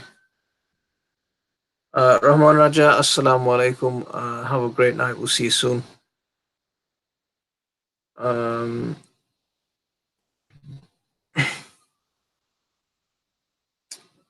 Everyone's on the way out. Okay, if anyone wants to raid, here's a channel that we can raid into. It's someone that a lot of you might not know. My Cry for Help. He's a good guy. He's a homesteading type channel. Funny as well.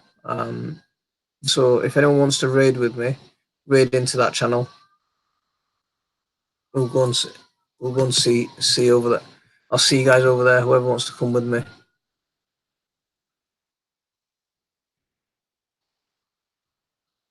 So I'm gonna. If anyone's coming, there you go. There's the link. So join me over there, and I'll see you all guys. I'll see everyone soon. We'll end it here. Assalamu alaikum wa rahmatullah. That's not how you end it, is it? How'd you end this thing?